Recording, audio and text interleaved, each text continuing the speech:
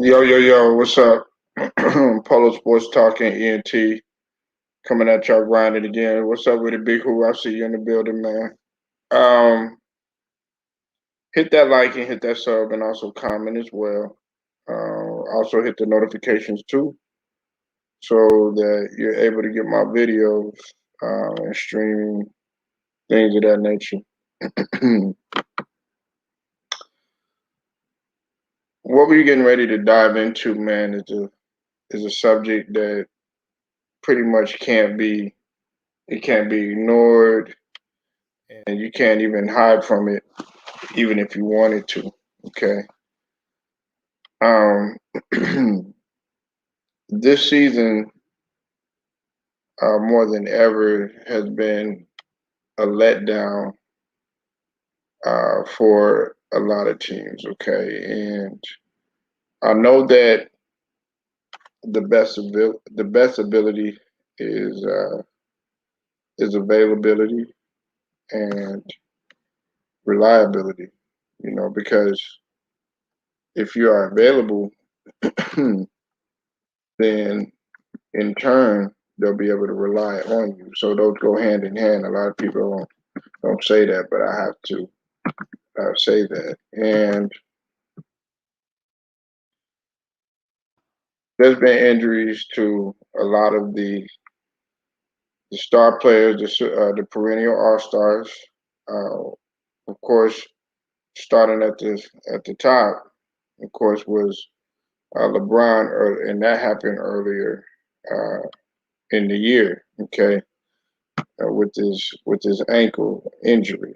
Okay, now even though he still came back and was able to be ready for the playoffs, he was still out for a number of games, and he had stated that had attributed to his play because he said that he was only 85%.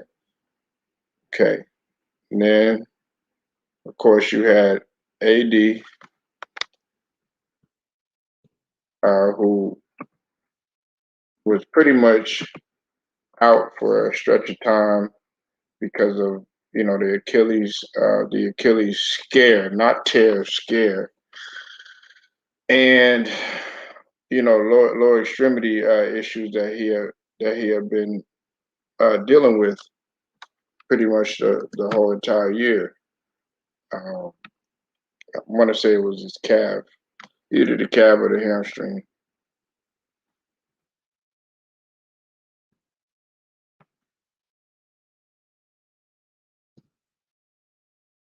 Then you had Joel Embiid, okay,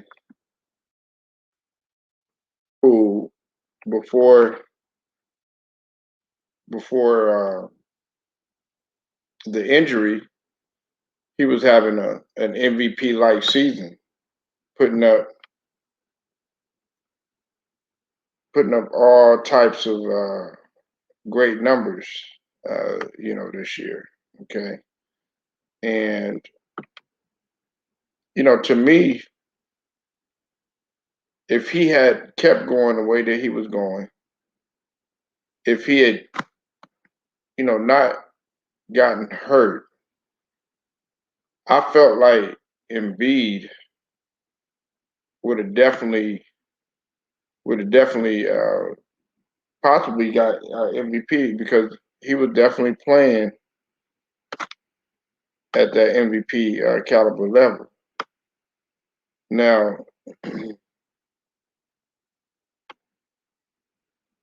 we have to understand that injuries are a part of the game. Okay, we also have to realize that we have no control. We have no control over it.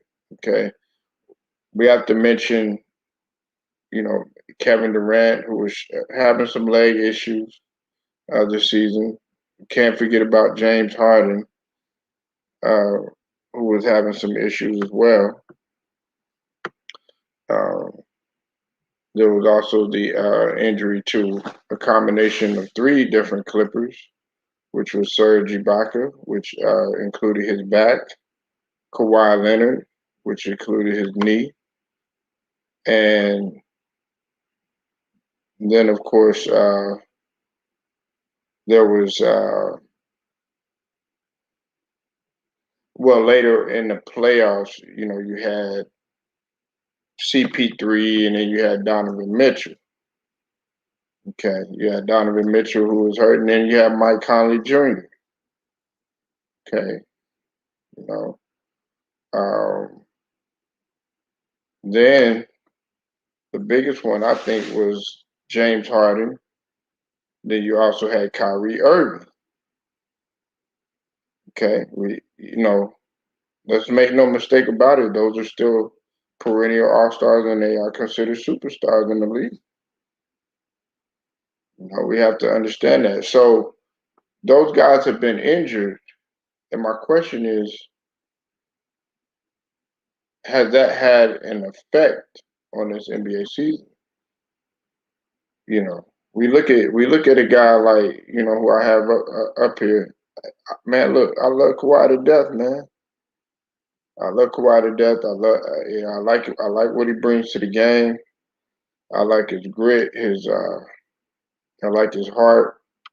I like the fact that he's a blue collar type of guy. But we also have to state the fact that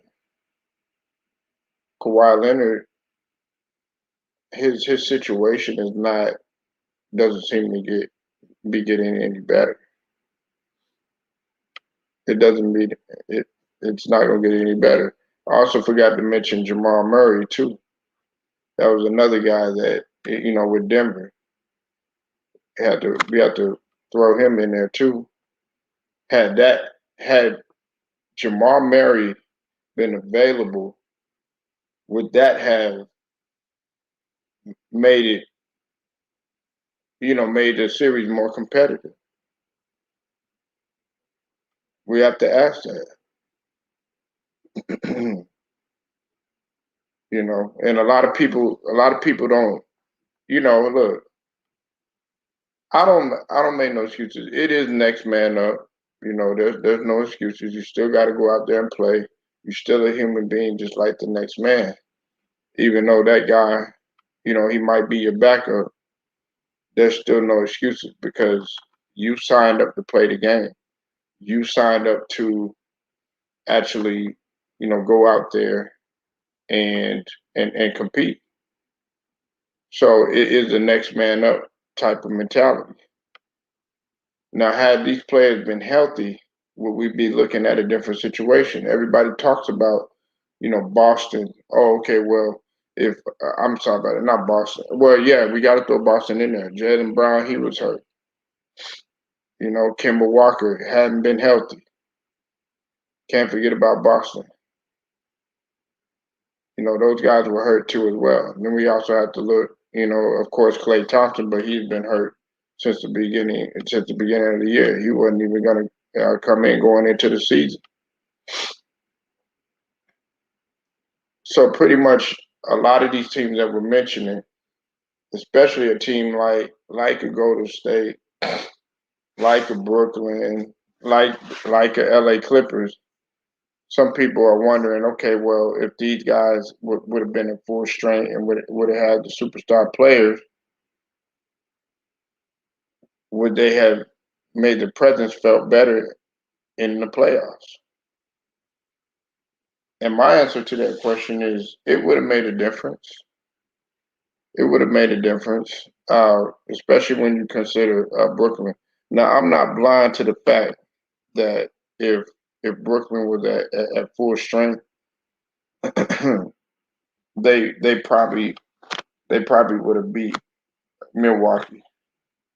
And I know some people don't want to some people don't want to admit that, but it's the truth. It's the truth. For all we say that uh, Milwaukee beat them, fair and square. They still went out there and they still played. But if James Harden was fully healthy, if Kyrie Irving was fully healthy, if the Lakers were fully healthy. Because the thing about it is see, with that Lakers situation too, it wasn't just LeBron and AD that was hurt. You also had KCP, and KCP is a valuable player too as well. You know, we have to look at some of these things. But here's my thing though too. The Clippers, even though they may lose tonight, okay, let's just call it what it is. And I hate to be like that, and I hate to say it like that, Bihu. But if the Clippers lose tonight, then they have. I'm gonna be honest with you. They don't have nothing to feel that bad for because they had a lot of things working against them. As much as we look at Kawhi Leonard, okay, yes, he is that superstar on the team, but we can't discount. What's up with it? What's up with the Celtics Nation? I see you in the building, man. You could hop in here and give your take on this too if you want, man. For as much as we look at Kawhi Leonard as just the guy and everything, Serge Ibaka is just as important to that team. Okay, and then there were other players that were important to their teams too as well, like Mike Conley Jr. You seen that Donovan Mitchell could not handle the responsibility that Mike Conley Jr. could, and it showed in his play. And he did. While he scored a lot of points, he was jacking up a lot of shots too and getting frustrated. And it did a lot. It did a lot of negative justice for the team because Mike Conley Jr. does so much for that squad, but they only look at the superstar that are being hurt. Donovan Mitchell wasn't 100% neither because he messed up his ankle. Okay, so more than ever in this playoff, you see a lot of these players getting hurt. And was that attributed to what took place the previous season? Was it the fact that there was a quick turnaround of the season, them barely having a training camp and having to jump right back into the season due to the pandemic that took place? Was it the fact that they had little to no time to rest like they wanted to, and dealing with all the stress that they had to, coupled in with protocols that they had to follow, all this stuff, you know, the 72 games being cut short. We have to take those things into consideration. A lot of these players that that play, their bodies are used to a certain routine. Okay. Now, I'm disappointed in Kawhi for him not sitting on the bench. However, maybe maybe there's some things that we don't know that's going on in terms of him being in that skybox.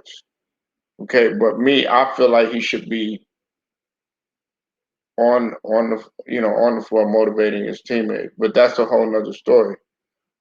The reason why I bring that up though is that certain players have to sit a certain way, and they have to be uh, in a certain type of chair. Sometimes, there's some players that can't sit certain ways. Like I have a friend that he played football, and he played it at the collegiate level, and he also played it at the pro level, and he has to sit in a special chair whenever he sits down. He can't sit in a normal chair, and that's from years of uh, he had a ruptured disc. He had his knees were because we're talking about a big guy. You know what I'm saying? We're talking about a guy that's like he was like 6'5", 300 and something pounds. You know, so but the the constant wear and tear on his body, it took a toll on him. And see, when you look at a guy like Kawhi, his situation, and even with Joel Embiid, because I can't just sit here and harp on Kawhi. We have to look at a guy like Joel. We have to look at a guy like Joel Embiid. Okay, he should not have been playing. He should not have been playing. Yeah, you might have thought he played okay and he put up decent numbers, but you're not looking at the fact that that tear is not going to get any better. It might improve, but when you're constantly playing on it, you're putting stress on that. And it's the same with Kawhi and his knees. Okay, degenerative means that it's going to be a constant thing, constant rupture. It's never gonna get better. So you have to look at, okay, how many years does Kawhi actually have left? He does not have that much time. He doesn't have that much time, and a lot of people get on him for load managing and stuff like that. But people don't realize that if he sits up there and plays and plays and plays, you're gonna wind up in a situation just like when it could just be a freak accident. He ran into Joe Ingles, his knee, and next thing you know, he had a knee sprain or whatnot. At first they thought it was had to do something with the ACL and everything, but nevertheless, it's still his knee, and his knees are not 100%. But he's still going out there every day just to go ahead and try to put that banner for the Clippers. And you got some cutthroat individuals out there that say, okay, well, nah, he should be playing, ride it out, or like Shaq saying that put some icy hot on when he was talking about on AD. You don't know that player's body. AD was a walking injury. As much as I like AD and as talented as he is, he's a walking injury. He's a walking injury. He's fragile. You know. I don't like to call him soft in the sense that he can't take it, or he's a sissy or a coward or nothing like that. But I think, like, if I was to say anything, he's just injury prone. But that's not nothing new. We knew that. But see, the staff, I think the staff, the trainer that had got fired, I think that was one of the big reasons. I'm just looking at it, that may have been one of the big reasons why they fired that head trainer. He should not have been out there playing. And I'm gonna keep it real with you too as well. If LeBron felt like he was really bad, or really felt bad, and he was 85% and all this other stuff. If LeBron said, "Hey, you know what? I'm gonna just go ahead and sit out," I, look, as a fan, you probably would have been disappointed. Oh, what's up? What's up? I tell you this, man. Texas in the building. Yeah, that's what he has, but that's not what that's not what this is about. I tell you this, man. It's just about the injuries that have had an effect on this NBA season. You'll probably hear it if you rewind my video back, but you had a number of players that have been out. I mean, we could go down the list, or have been playing hurt. I mean, you got Mike Conley Jr. for Utah. Okay, you also had Donovan Mitchell, who both were playing hurt. Then, of course, you had James Harden, who was playing hurt with the hamstring. Then you had Kyrie Irving with the ankle. Okay, and then you also had Joel Embiid, who had a meniscus tear. Okay, you also had uh, uh, CP3, who had a shoulder issue. And then you also have, I mean, you got Devin Booker, but he's still out there playing. But he said that it hasn't affected his shooting. But I give it to Devin Booker. His shooting has probably been affected by the broken nose, but he still had a broken nose. Then you got Serge Ibaka, who was injured too as well. He was out for the season. Some people may think that he's not a, a valuable asset to the squad, but you need a guy like Serge Ibaka, and the list goes on and on. But the question is, Octavius and Celtics Nation and Big Who, is if those players would have played, and then Jamal Murray, I keep forgetting about Jamal Murray, but Jamal Murray was hurt too as well. If these guys would have played, would that have made it? Would that have made a difference? Also Jaylen Brown. We can't forget about Jaylen Brown and Kemba Walker being fully healthy. Would that made a difference? That's the question that we have to ask. You know, I look at it like this: it would have made a difference. Now, to say that, you know, it would have been this team would have been in this finals or anything like that, that would have been a bold prediction to make, because I picked the 76ers and the Bucks to be in the Eastern Conference Finals, and I did have Phoenix. I had Phoenix, going in there. I had Phoenix. I had it out of Phoenix and in LA at one point. The Clippers. I picked it right. I picked it wrong on the East, right on the West. So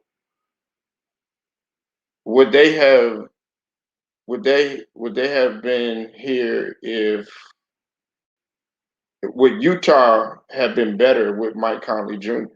Okay, would Brooklyn have been better with uh, a healthy Kyrie and a healthy Harden? Everybody knows that. They're saying, yeah.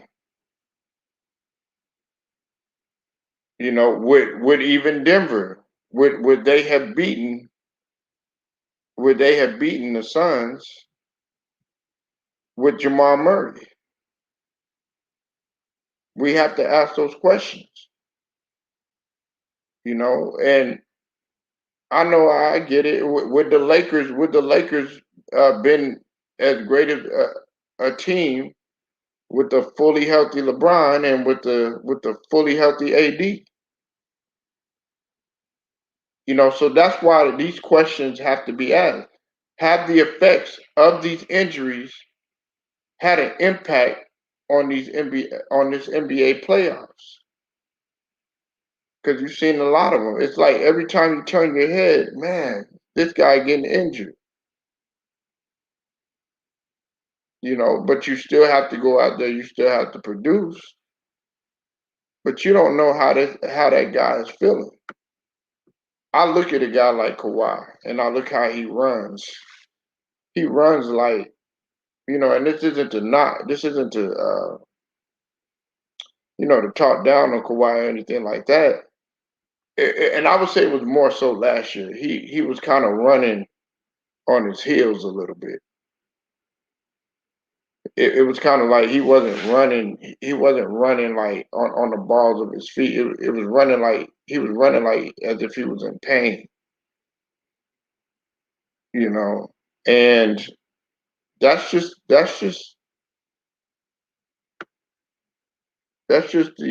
risk that you take when you play with injuries. For me, I don't like anything like that. I feel like if that player wants to sit down, he has a right to sit down.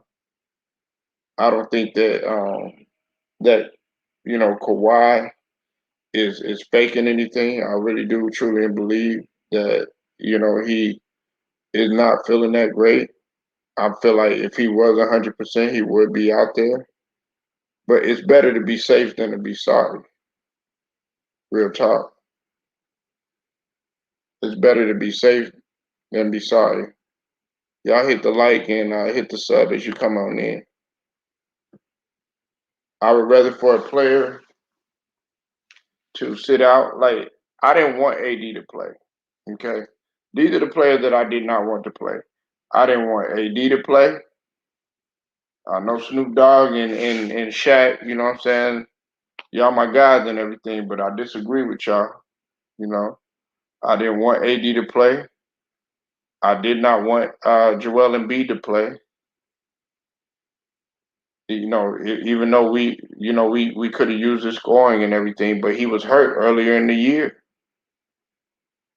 I did not want him to play. And James Harden and Mike Conley Jr. I know I know that y'all were trying to take one for the team, but it to me you should have sat out, okay? Because you're doing more harm than good. These fans aren't the ones that have to get up in the morning and and feel the way that you feeling. These fans don't have to play 72 or 82 games plus in the season. Yes, these fans play. They pay a lot to come and see you. They put cheeks and seats and everything like that. But a lot of these people have never dribbled a ball, much less ran up and down the court for 40 plus minutes. So it's easy for us to say, "All right, yeah, man, get out there, man, you better play," or "Man, come on, man, just put some icy hot on it." Okay, coming from Shaq, uh, I don't know. I wouldn't agree with a thing with what Shaq said because Shaq, as much as I like Shaq, he couldn't remain healthy himself. So I'm not going to take any advice from him. Now, as I let South Political tackle this topic, because this is a topic that does need to be discussed, and it's a topic that some people may feel differently about. I'm gonna say this one last thing, okay? And this is a fact. It might be an opinion of other, but this is a fact. When you're 20 years old, you could say, "Oh yeah, I'm gonna put some icy hot on it," or throw some dirt on it and go type of mentality, or just wrap it up real good and just keep on going or whatever. But after you get close to your 30s, 31, 32, 33, you start thinking about the future, and your body does not feel that same way. So you have to understand what guys like Kawhi are thinking about, what guys like maybe even Joel Embiid, even though he's a little bit younger, are thinking about. You have to think about what AD is thinking about because he's had plenty of injuries. You have to think about LeBron, what he's thinking about. You have to think about Mike Conley Jr., what he's thinking about. You have to think about even Donovan Mitchell, even though he's young, you got to think about what he's thinking about, and so on and so forth. Jamal Murray, everybody. These guys are thinking about the future. They're not thinking about you. They have to play with their families. They have to go home and make love to their significant other. And I know that doesn't, y'all probably don't want to hear that. If you got virgin ears, this channel, man, it ain't for you. But I mean, it's the truth because if uh, uh, injuries do have an effect, some injuries, like a growing, will have an effect, like a sports hernia, will have an effect on you to some degree sexually. Let's just put it out there. If you have a tailbone, a lumbar, or something like that, man, you're not going to be able to hit the skins like you want to. You be like, oh, and Hold that's a on, quality of life that you have to think about it. We don't want to talk about that type of thing, South Political, but it has to be put out there. And I'll go further than sexual. It's also just playing with your kids, your everyday walking and stuff like that. They'll be like, "Well, baby, why are you moving like an old man?" Well, it's because of the combinations that injury, uh, of injuries that person had. So we have to think about the afterlife. Go ahead, South Political. You got the floor. No, it's interesting. You brought up a point I was thinking about when you was talking. The fact that, for instance, you have these players that want to question. You have retired or former players that want to question other players' health and availability when that wasn't put in question when they played, like a Shaq. Nobody questioned you in 2004 when you was injured or everything and certain things like that. So a lot of this stuff, this is what kind of convolutes the conversation, when it convolutes the conversation when, you have non-athletes or people that didn't experience playing any sports at any level, try to chime in and then Shaq come in and say something and it kind of make them feel like it kind of get them gratification of what they saying. You get what I'm saying? Yeah, absolutely. Yeah, it convolutes the situation, but I think I said something about this before. With all the injuries, really the Clippers have the most to lose because you got a star player that's going into can easily opt out and join another team. I mean, we I mean, nobody really knows where Kawhi is at as far as going forward with the Clippers franchise. You know what I mean? And as well as for all things you said, just speaking on Kawhi, who knows how further vested the Clippers are with Kawhi, man. I mean, nothing's nothing's a safe bet that he has a lot of good quality years left in his tank. I would hope to like so, because I think he's been a phenomenal player thus far, but the short history as shown, doesn't lead to you being secure in the fact that he can give you a quality for the next 3 to 5 years. If you just look at his health history, he's had. If he have a surgery this year, it'll be 3 surgeries in 5 years on his knees, and Four. he's four. Oh, see, Yeah, I that's think you said. 3 years. Did you didn't you say three? Because you were the one I that said put it in 3. perspective. You said three the other day, so wouldn't it be four? I think it. I think I might have been quite off because he hadn't had surgery yet. Hmm. I was under the inclination that he had surgery at the time when I said it. Okay. Okay. But Yeah, because I looked it up. I was like, man, he was on point with that. yeah, I mean, I could still be wrong, but it's right up in that ballpark. We know that for sure. And it's like, how do you invest that much stock, no matter how great a player, if it's a high probability that he's not going to be available? Because right now he's not available in the most important time of the season when you need him the most. Not about not liking Kawhi. I like Kawhi, but can he be available when you need him? Can you count on him to be durable? I mean, they spent pretty much this year and some change, virtually 2 years that he's been with the organization. They let him low manage. They've done a lot of things that we perceive to accommodate possibly sustaining his longevity and a career in the league with their team. And still, you come to this. What? 2 weeks ago, he's still getting hurt, and you can't. And we know in sports, you can't sit here and kind of coddle a player and think that's gonna stop him from getting hurt. It's just not. If you get hurt, you get hurt. No matter. you can't go into a season and say, okay, we're gonna only let him play X amount of games or sit out X amount of games. And that's gonna stop him from getting hurt. It just don't work like that.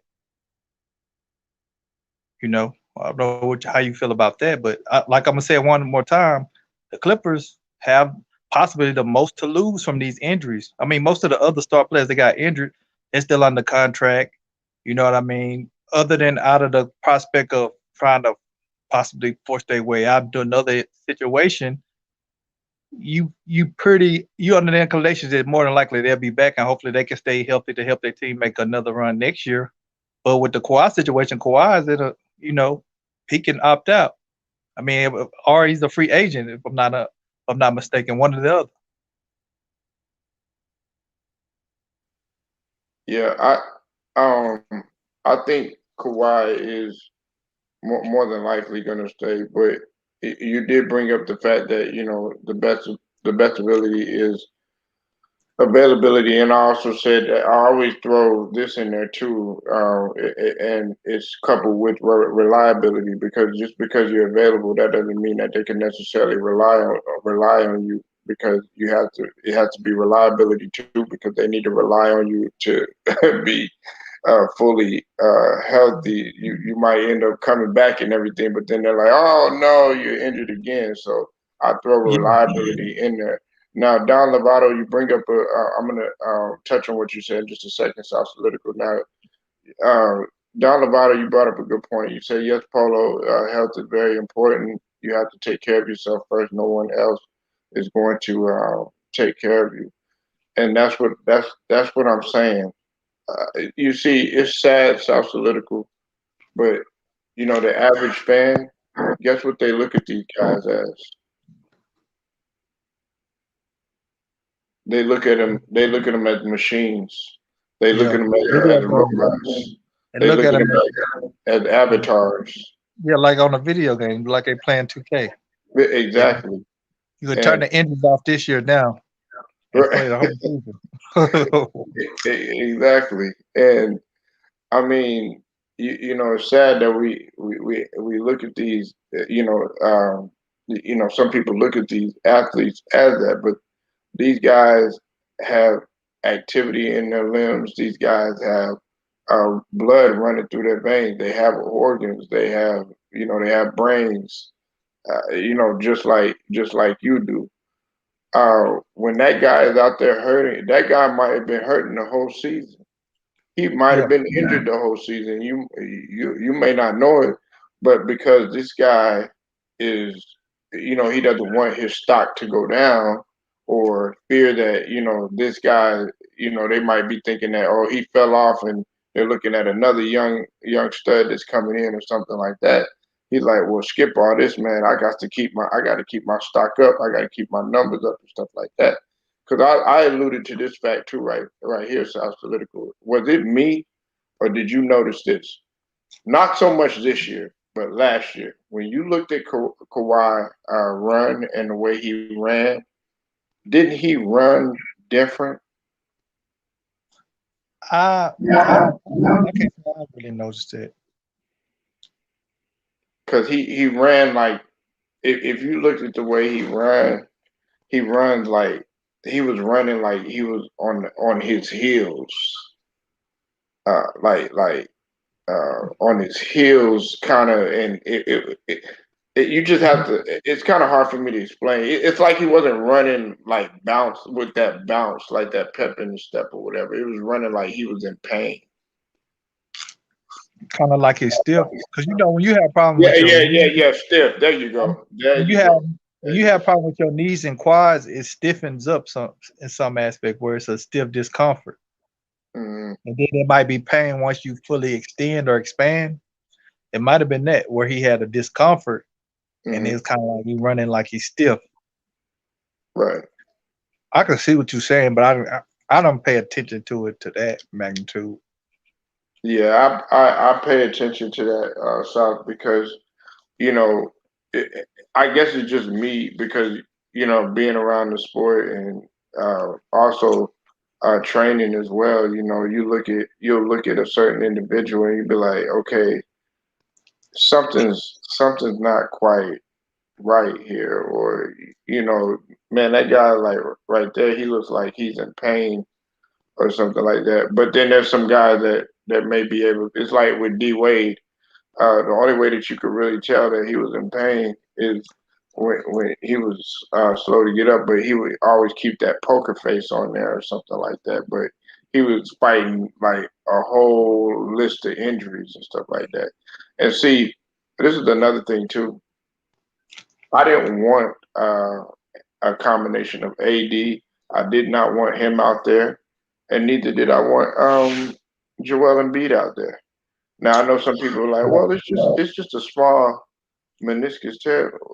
South Solidical, you know better than I do. A Yeah, meniscus, that's nothing to play with. yeah. ACL, that's You nothing to possibly play break with. your career long term. So, I just some people disagree. They'll be like, nah, he need to be out there. He's your main player, but you don't realize that he was hurt earlier in the season because he got hurt because he was on pace to have that good MVP season, and then he got hurt. Yeah. The Like I said though, man, really, Clippers got a very tough decision because you got to remember the players they have acquired thus far is based on them playing around a prime Kawhi, and if whether and if Kawhi stays, is you know all these players were acquired for him to be at the level that we've been accustomed him playing to the past couple of years. Hmm. So if they got to really take a deep look at the mirror and say, do we feel safe with keeping this player? You know what I mean? With just his recent health history, because it's something to really take consider. This is weird. I'm scared. I'm really scared for the dude. What for Kawhi? Yeah, I am. What in what Look at sense? how he got hurt, man. Huh? Oh, you talking about from a health Yeah, I standpoint? mean, as far as what's to come for the future for him, you know what I'm saying? Three Right. surgeries in 5 years. You in your third. You just hit 30 now. How Hmm. much of playing at a certain level do you have left?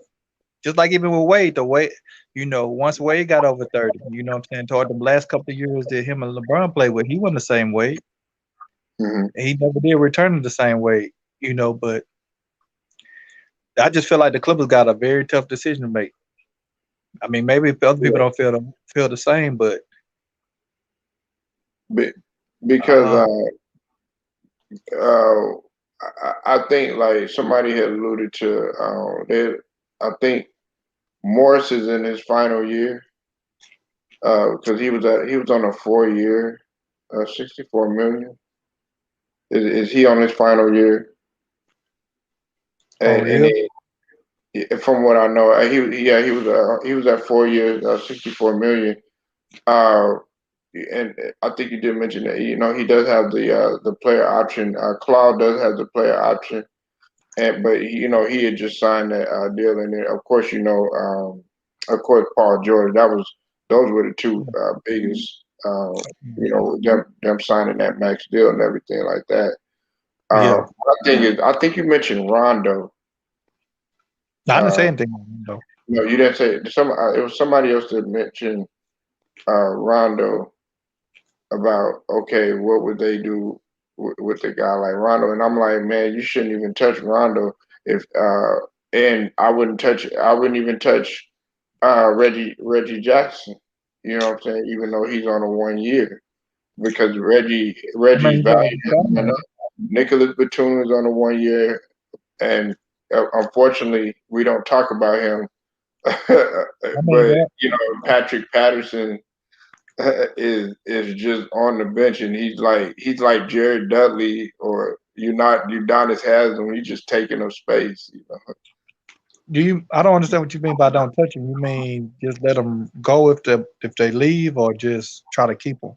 Right, right. Don't try to because he's on a 1 year, So don't even and try to I would try to do resign him. everything. I would try to do everything that I could to try to keep a guy like Reggie Jackson because he's made strides in this playoff.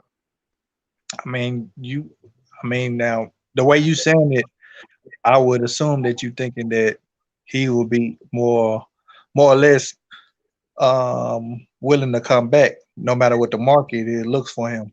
That's what you're Yeah. assuming. Yeah, well, now you bring up a good point. You think he would be looking for more because he's at 1 year, 2.3, and Yeah, I'm thinking he's probably looking for a payday. He's like, look, I performed good I in the mean, playoffs. that's what I'm saying. I don't know, but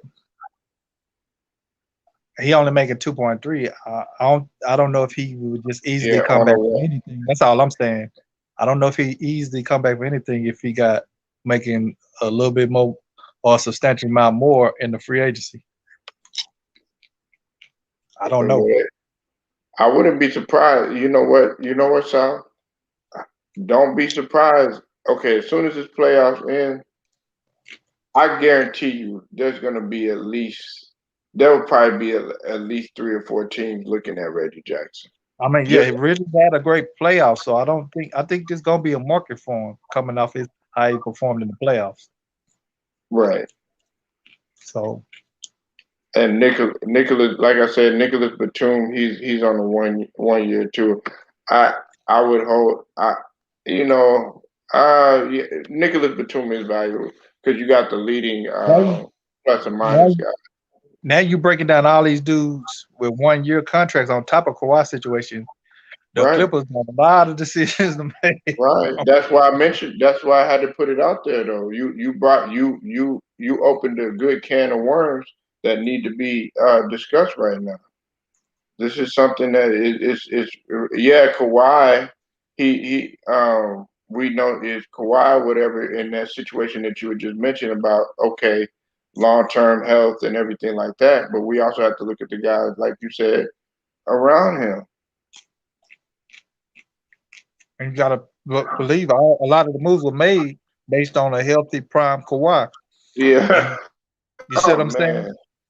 Yeah, man. And Oh if my he's not God. gonna be healthy, that's a problem. And even if he stays healthy, if he's not gonna be able to play at the same level for the next 2 to 3 years, like that's gonna be a Mm, problem for the man. Um, Clippers. yeah, man, because you got me thinking, man. You really you got me thinking. I'm like, how they even do that? Because sir, I mentioned Serge Ibaka too, and but he's hurt. He was hurt too. But I felt like Serge And he's Ibaka. coming off of back surgery. That ain't man. Back surgeries is never a good thing, especially when you're older. Never a Yeah, good sign of nothing. yeah, You do yeah, not man. want nobody touching your vertebrae. Man, they They got got a they. lot of concerns, brother. Even when you talk about Paul George, big contract. Mhm. Yeah, he's on yeah, because he's on a 4 year max too. Man, yeah, that's gonna be. You know what? That might be the biggest story of the off season.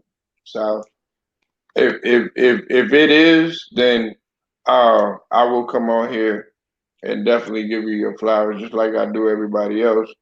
Because if you said something right, it's just like with Luda Ryder. Um, when you were talking, the guy, the Luda Ryder who you was talking to. Yeah. He had said everything that's going on right now that's transpiring with the media trying to do the things that they were doing with Brooklyn, and then they're also trying to they're trying to put under a microscope what Anthony said the other day, South Political, about Giannis uh, potentially making, getting Kyrie hurt. And remember, we had got into that, but we was Yeah. like, there's no possible way. But now the media has jumped on that, and they're trying to say, oh yeah, now they're trying to do everything that they can to try to destroy Giannis. And Lou the Rider was on point with that. He said, "Look, they're gonna try to destroy anybody that's not you know LeBron, and they're gonna try to do everything that they can to try to destroy these guys because they're not media friendly, and that's what they're doing." Yeah, but I get the point of that. But then these people get mad at LeBron like it's his fault. Yeah, nah, well, yeah, That's what they're it's crazy not about it. LeBron. It's not That's what's LeBron. crazy about it. How you gonna get mad at somebody that had no control of that?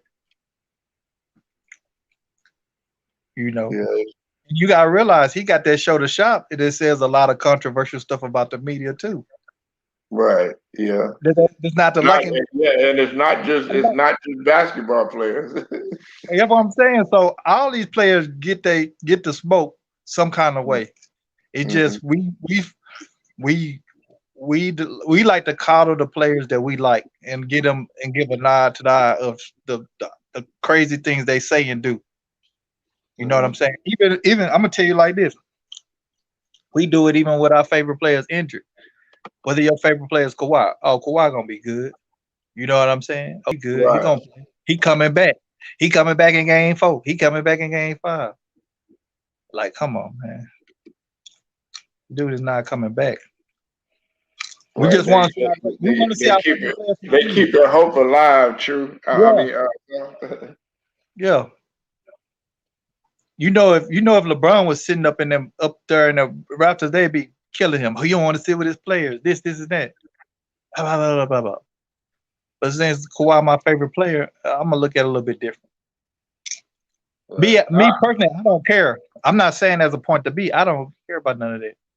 It just that's just how it is, man. I feel like he. I mean, this is just my opinion. I feel It's like a he bad should. optic. It's a bad optic for sure. Any player that's doing that. Yeah, I feel like because I look at it like this. South. If I was hurt,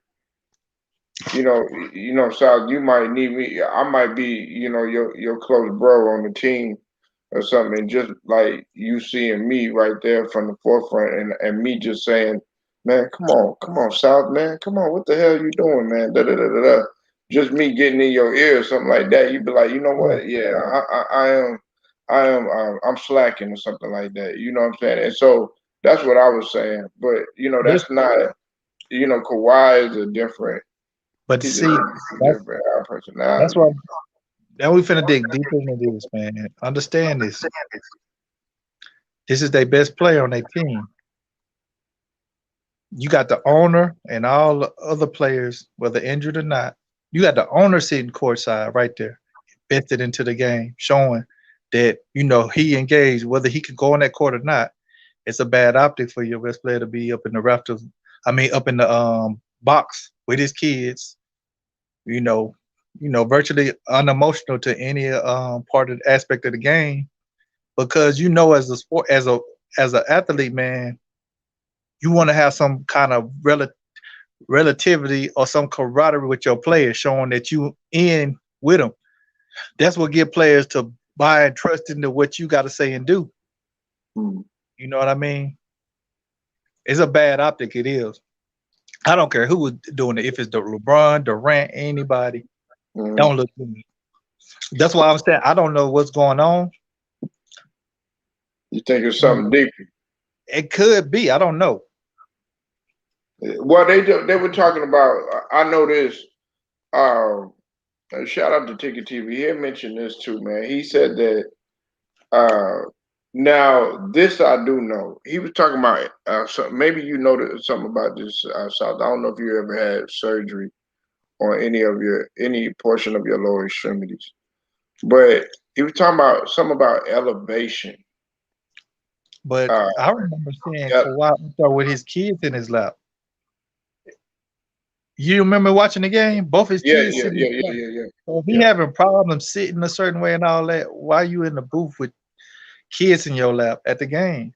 Right. Yeah. That But don't- it- they mentioned something about like him.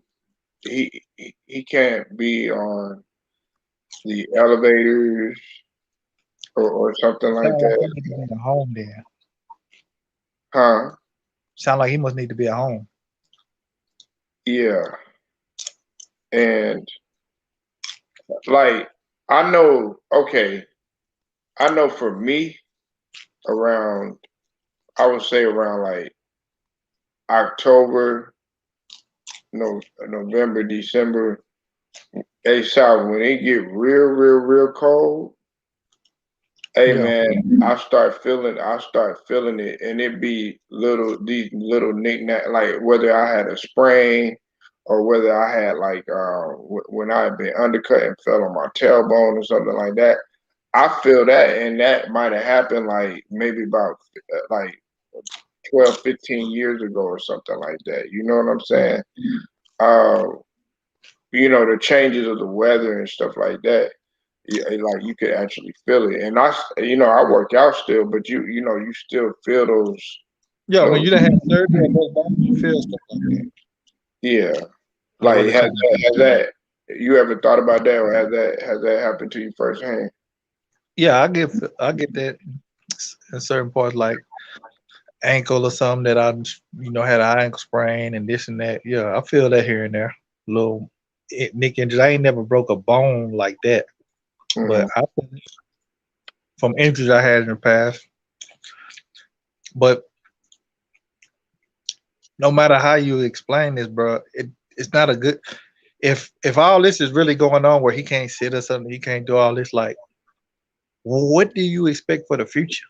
What is the future to promise if all this is just you know what I'm saying? Hmm. How can you feel safe in the future with this being your franchise player? Oh, he got to sit a certain way. His knee is. He got to sit out a certain amount of games so his knees to be right. Like Hmm. does that sound like a good investment? Uh, I mean, tell me. I don't know. I mean, but see, so I understand the question that you're saying, but it's just like with AD, they knew what they were getting themselves into. Yeah, With AD for his level, and it's a prime example. Okay, yes, in terms of what they've accomplished, okay, Kawhi has accomplished more, but in terms of their status, they're both superstars. yeah. But you But got to they AD's a were little both bit injured. younger too. AD's a little bit younger, and then AD is not on his last year in the option. I don't think. Yeah, So yeah. But I will say this though, AD is young, but I think I told you this before. I told somebody else this before. AD is young, but his body is older because of the amount of injuries that he's had, and that's what's happening with Kawhi Leonard. Yeah, he's young. He ain't no spring chicken, but he's young. But his knees but are but are older. the thing about this, AD has had his fair share of injuries, but all this stuff that's surrounding all the controversy surrounding Kawhi injuries is not to the magnitude. I mean, AD's injuries ain't don't have as much controversy as Kawhi's. You know what I'm saying? It's like it's just a mystery. You know what I'm Mm. saying? We don't know Yeah. what the hell going on. So yeah, especially in San Antonio, man, they made a real big mockery of that. Yeah, and we see what happened with that. Yeah, Who knows? You get in the next season, or are you getting the off season and Kawhi like, man, he don't trust the training staff. He don't trust he got. You know what I'm saying? What do we know? right. Do you think that because some people have said it like if let's say like Kawhi was actually playing and he actually lost, some people felt like he would have been like, you know what, I'm chucking the deuces. I'm gonna go ahead and head to Miami. I mean, we seen him leave a team for all the information we knew because he didn't trust the training staff. Mm. Whether it's a valid point or not, some people look at that as like, really? To the Spurs Right. fan, they like, really, nigga? You know what I'm saying? Right. And them Spurs fans, you say what you want, South man. Those are some loyal fans. What you The mean? Say what you want? I Spurs and know. Mavericks fans, they are loyal, man. They stick with, they ride for you, man.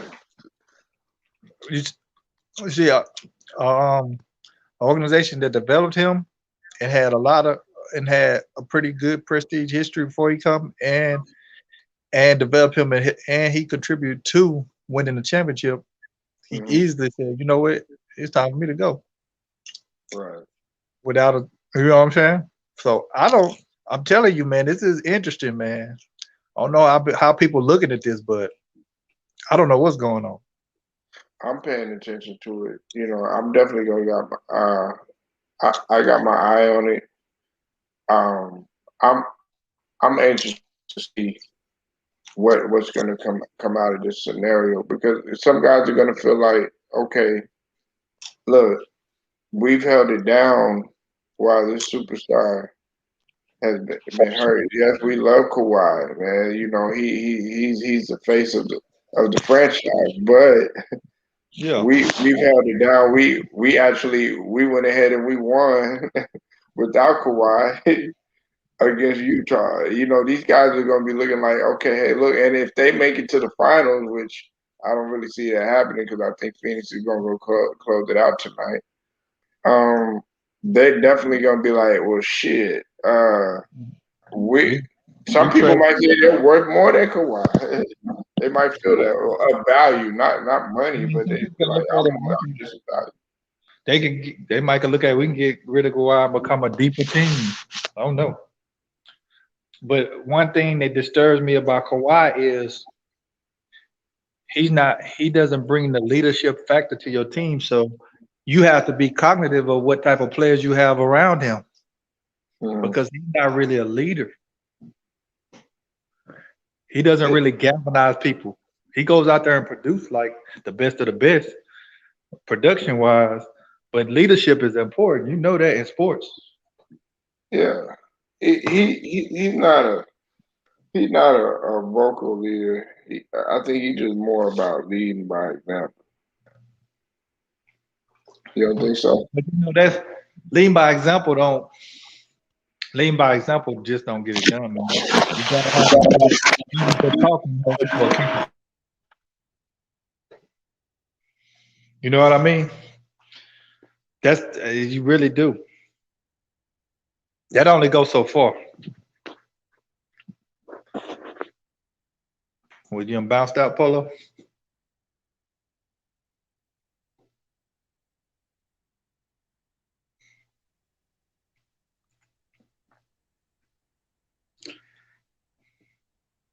My bad, sir.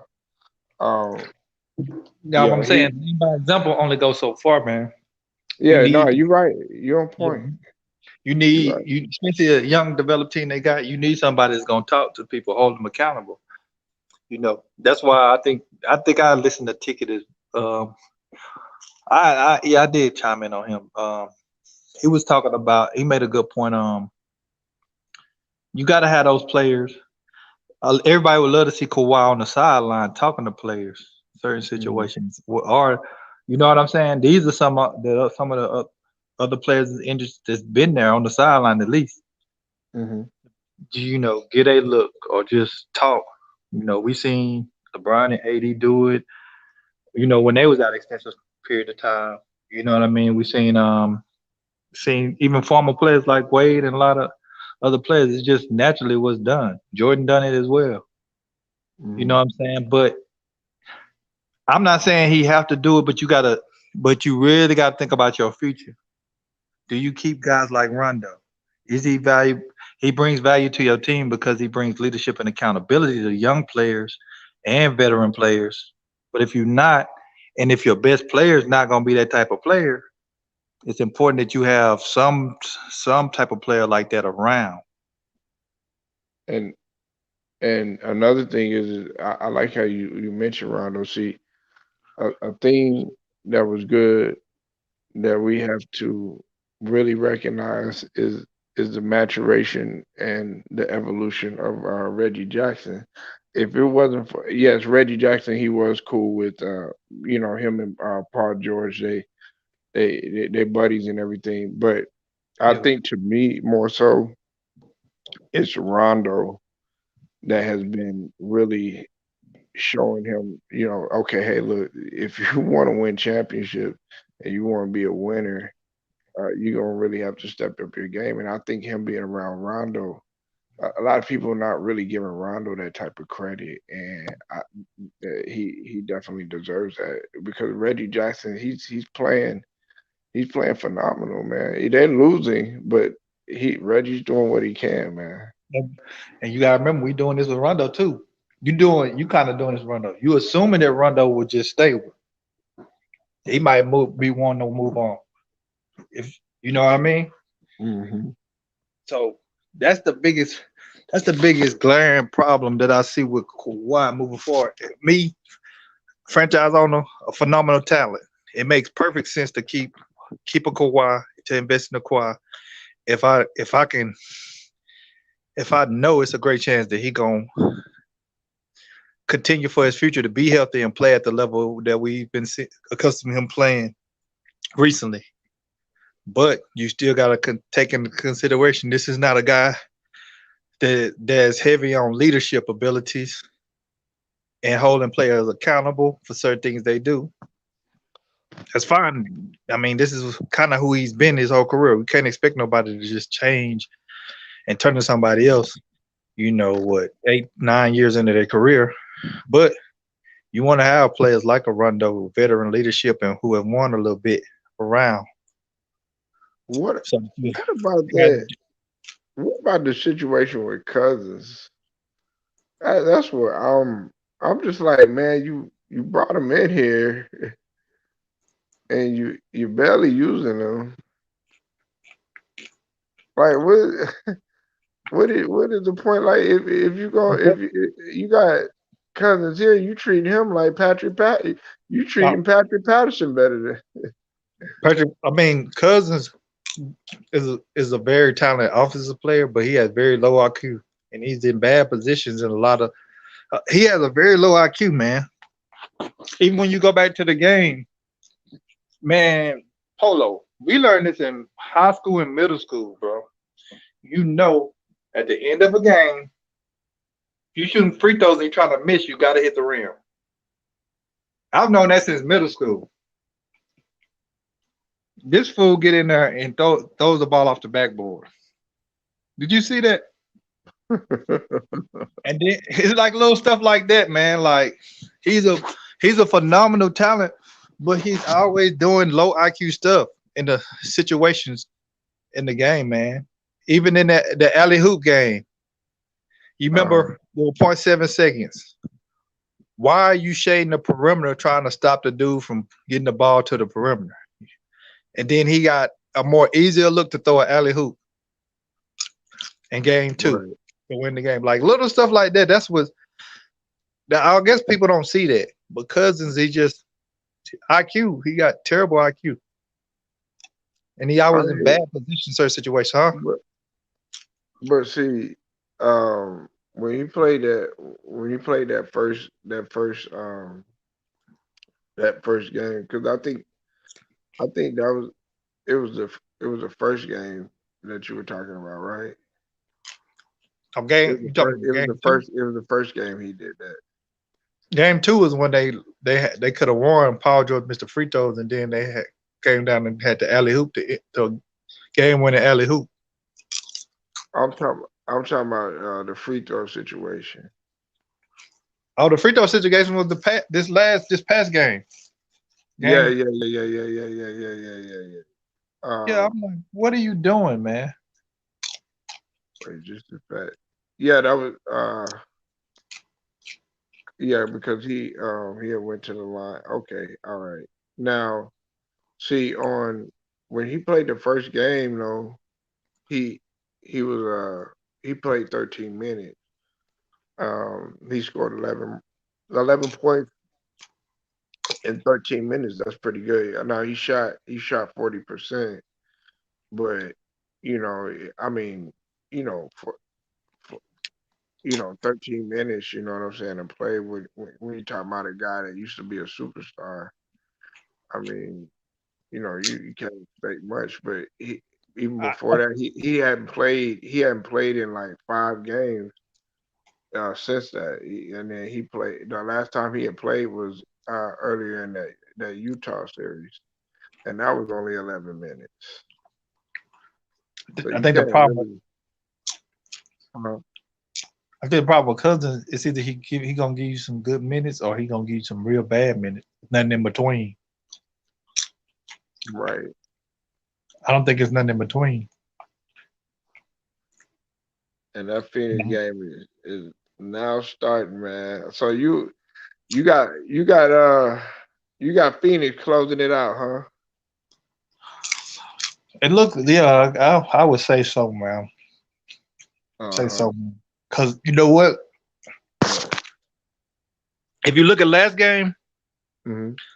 Clippers, you can't lose a game like that. The Clippers, you can't lose a game. You know why? Because Payne had a bad game. Y'all supposed to win those. You can't lose that game. You at Right. home and Cameron Payne didn't play good. Now you back in Phoenix.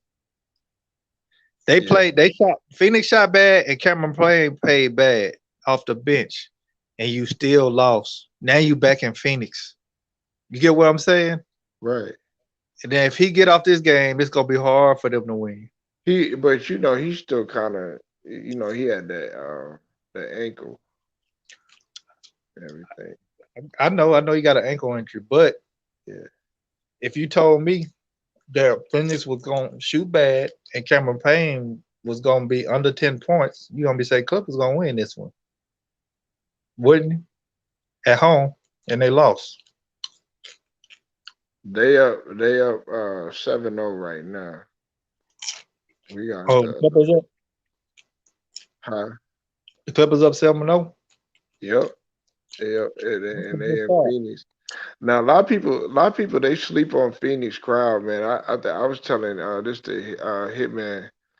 Um, I said, man, yeah, we all like to talk about Utah, having a real noisy arena or the Garden, man.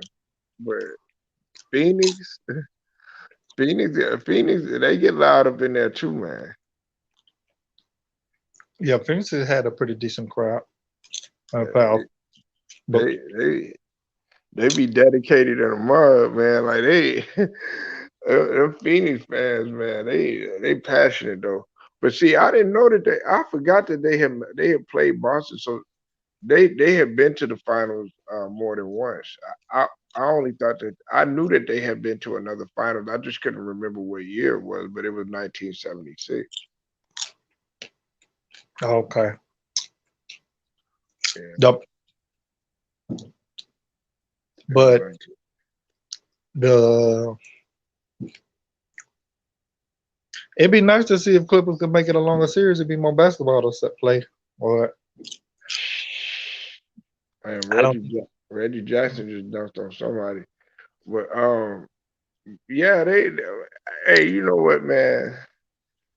They got to carry this. I don't think the Clippers are gonna just go down without a fight. Now, if they could get one tonight and then get another one, man, it's gonna be. Hey, the pressure's really gonna be on Phoenix. To be honest with you, if the Clippers, if the Clippers advance to the finals, Hmm. they might. I would think they might consider getting rid of Kawhi. What? I mean, think about it. Hey, man, don't say that, South, man. I don't know. Man. See, I don't. Damn, bro. I don't have. Listen, That nigga is cutthroat. no, I'm not cutthroat. I'm not cutthroat, but I Hey, don't hey, feel safe hey, with his health, hey, South, that's some Danny Ainge type shit, nigga. bro. That's some They get to that's the some finals, shrewd bro. businessman type shit. Bro, man, I don't trust Kawhi health, man. I just don't. That nigga trying to do. That nigga trying to do what he did to Isaiah Thomas and shit. Like, nah, but I understand though, man. Like, yeah, that's a valid point. I don't want nothing like that to take place, but I mean, it's something that has to be looked at though. It's Yeah. something that has to be looked at. I mean, maybe I could be out of line. You know, the players on the team might feel some type of way if Kawhi, if they were to do something with Kawhi. Yeah, man, because even though he be hurt and the Clippers are up 19-5. I mean 16-5, my bad. Um, even though he's been hurt, you can't deny the fact that he's been hurt. Now Clippers are up 18-5. Monty Williams, man, Monty Williams is not.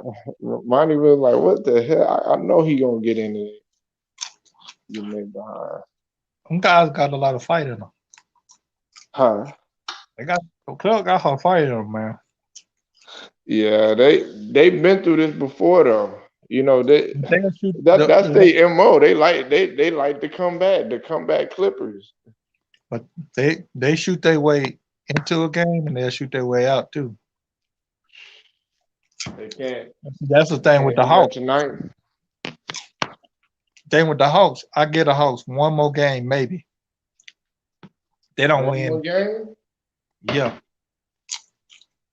I think they can win 2 straight. No. If they really put their mind to it, because listen, you got to think about it. Phoenix got the pressure is on Phoenix because it's like they're not short-handed. They at full strength. I mean, even though Chris Paul he might not be 100%, but they the ones that's under pressure.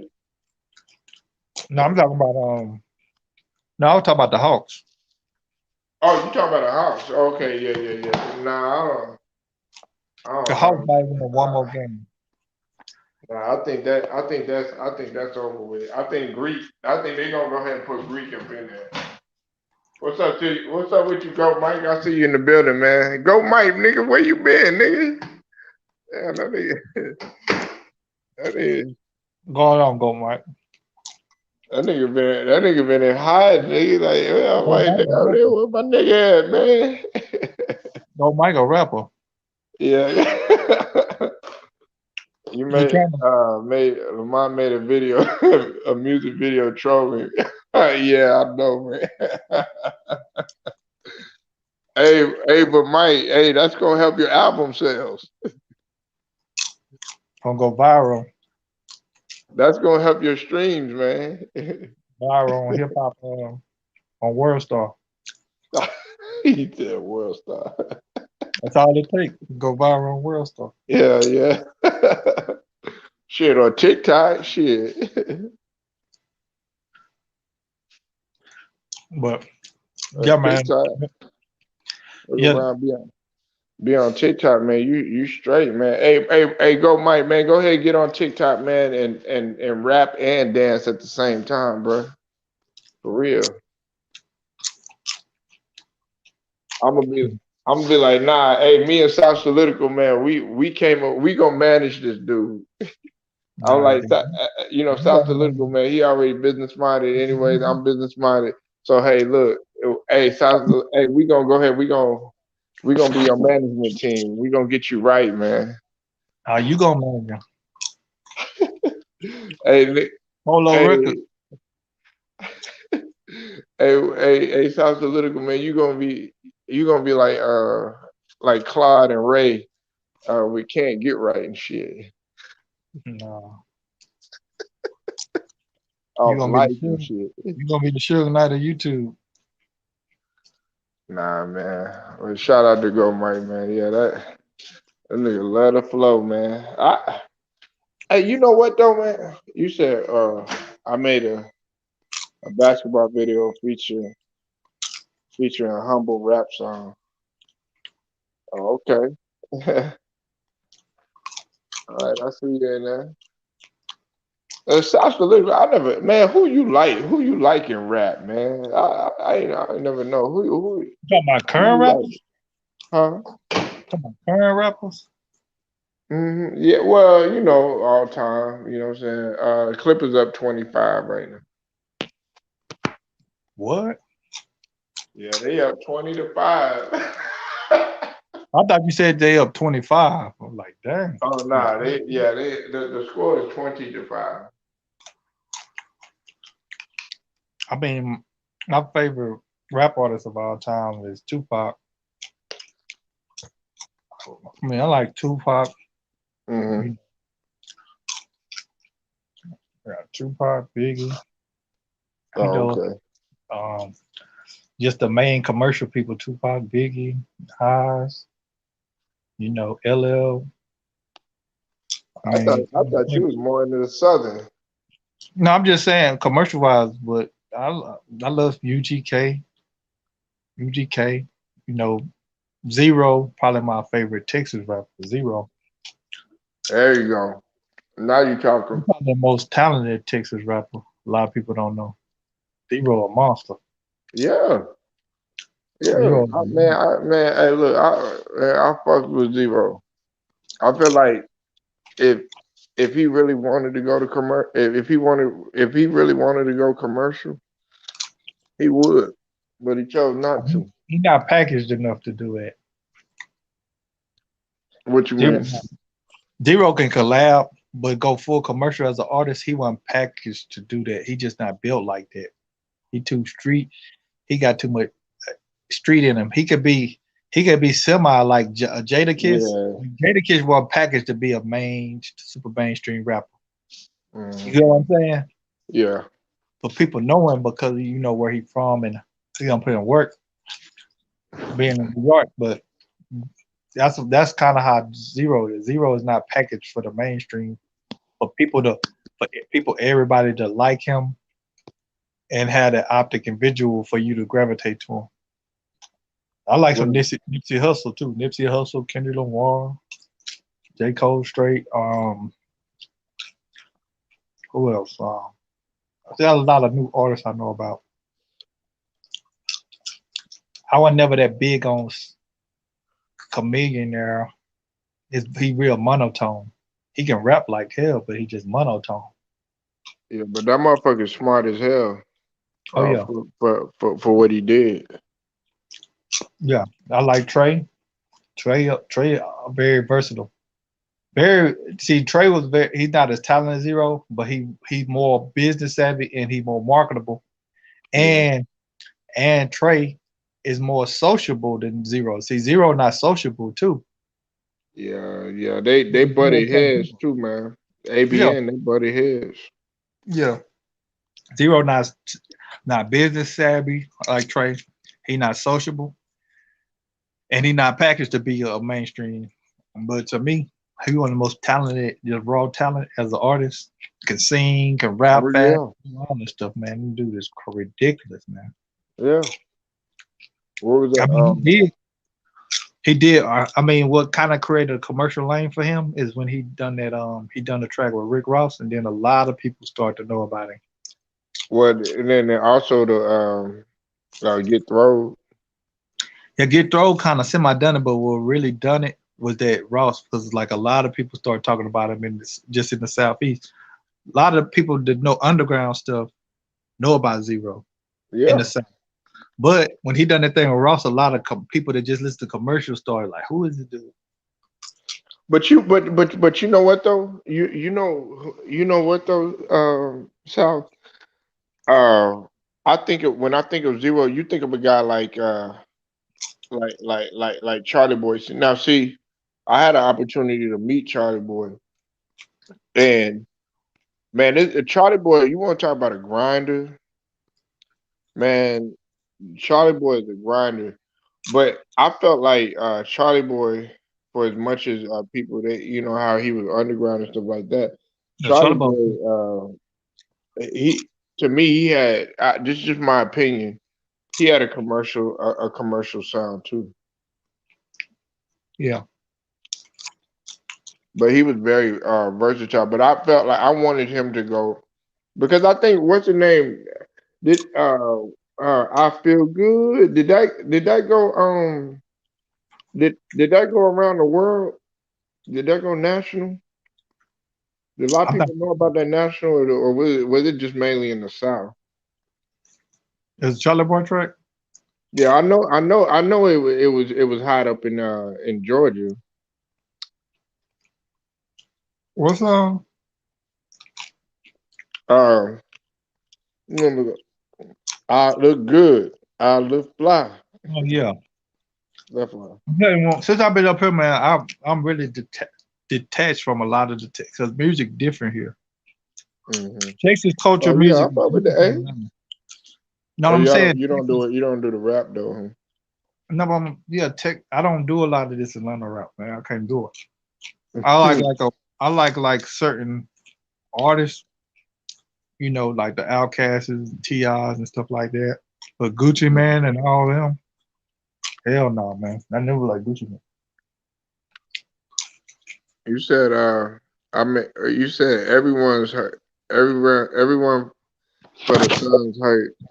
Is Kawhi playing? Nah, he's not playing. Go Suns playing. Sorry, step the fuck up. Put the Clippers out.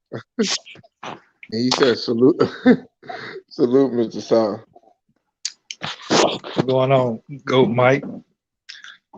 Somebody told Go me you Mike, working. man. Somebody told me you working on a video with Lil Nas X. With who?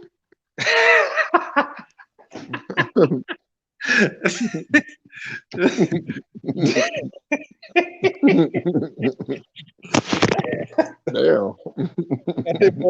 Who? He turned into Scooby Doo. Hey, go gonna fuck around, man. Do a video with Lil Kiki, man. They gonna be like, what the fuck? Hey, go get Lil Kiki on your team, man. I guarantee you, man. You'll be on that Kawhi, on that Kwame, Gonna get on Yellow them Bees. Kwame numbers. Yeah, gonna get Yellow Bees on your collab. You on Yellow Bee? You don't like Yellow Bees? Yeah, I like Yellow Bee. He tough, Mhm. tough little dude. Yeah. Let me ask you something, man. Now that we on that, look, man. Now you know what's been going on out here and stuff. You know what I'm saying with the whole situation. Um, Not really. you know. I tell you, Oh, you a lot of don't? stuff back home. I might hear a little bit about it, but I'll be knowing like that, man. Well, you know about Mo3, right? Yeah, Okay. Well, um, there was a lot of speculation, man, about like because there was a lot of stuff that went on, man. One of the things that went on was the beef between Yella Beezy and Roy Lee. R.I.P. You know who Roy Lee was, the comedian. I done heard of him, man. Yeah, Go he ahead. was he was from Dallas. He was like an underground comedian, man. He was well on his way for stardom. Uh, he had got into it with Yellow Beezy or whatnot, and they had a little bit. Well, Roy Lee was cool with uh, Mo3 and that little camp and everything, and then they had their little beef going on and stuff like that or whatever. And then of course you had Yellow Beezy, and then you had Trap Boy Freddy, all that stuff. And so they were all butting heads over some, you know, let's just call it what it is, over some street shit. Now, Mo3 ended up getting killed, you know, and then there was like, people speculating and saying stuff. DeMarcus Cousin with the dunk, uh, there were people speculating that he, might have been involved in all that other stuff, you know what I'm saying? Then also, because Mo3 was Boosie's artist. He was under Boosie. He was signed to Boosie, signed to Badass. Now, then when he was down here in Dallas, well, guess what happened? Boosie, his little van had ended up getting shot and everything. You know what I'm saying? And so there was a lot of stuff, that was behind that stuff, and I was just wondering if you heard anything, what I'm saying, because I know that when I was down here, these guys were always getting into it, but I'm just like, man, all y'all should just come together, and it's power in numbers, man. Why y'all butting head to the point where it's got to be, take somebody's life and all that other stuff, but it was a lot of street stuff beneath the surface that a lot of people didn't know about.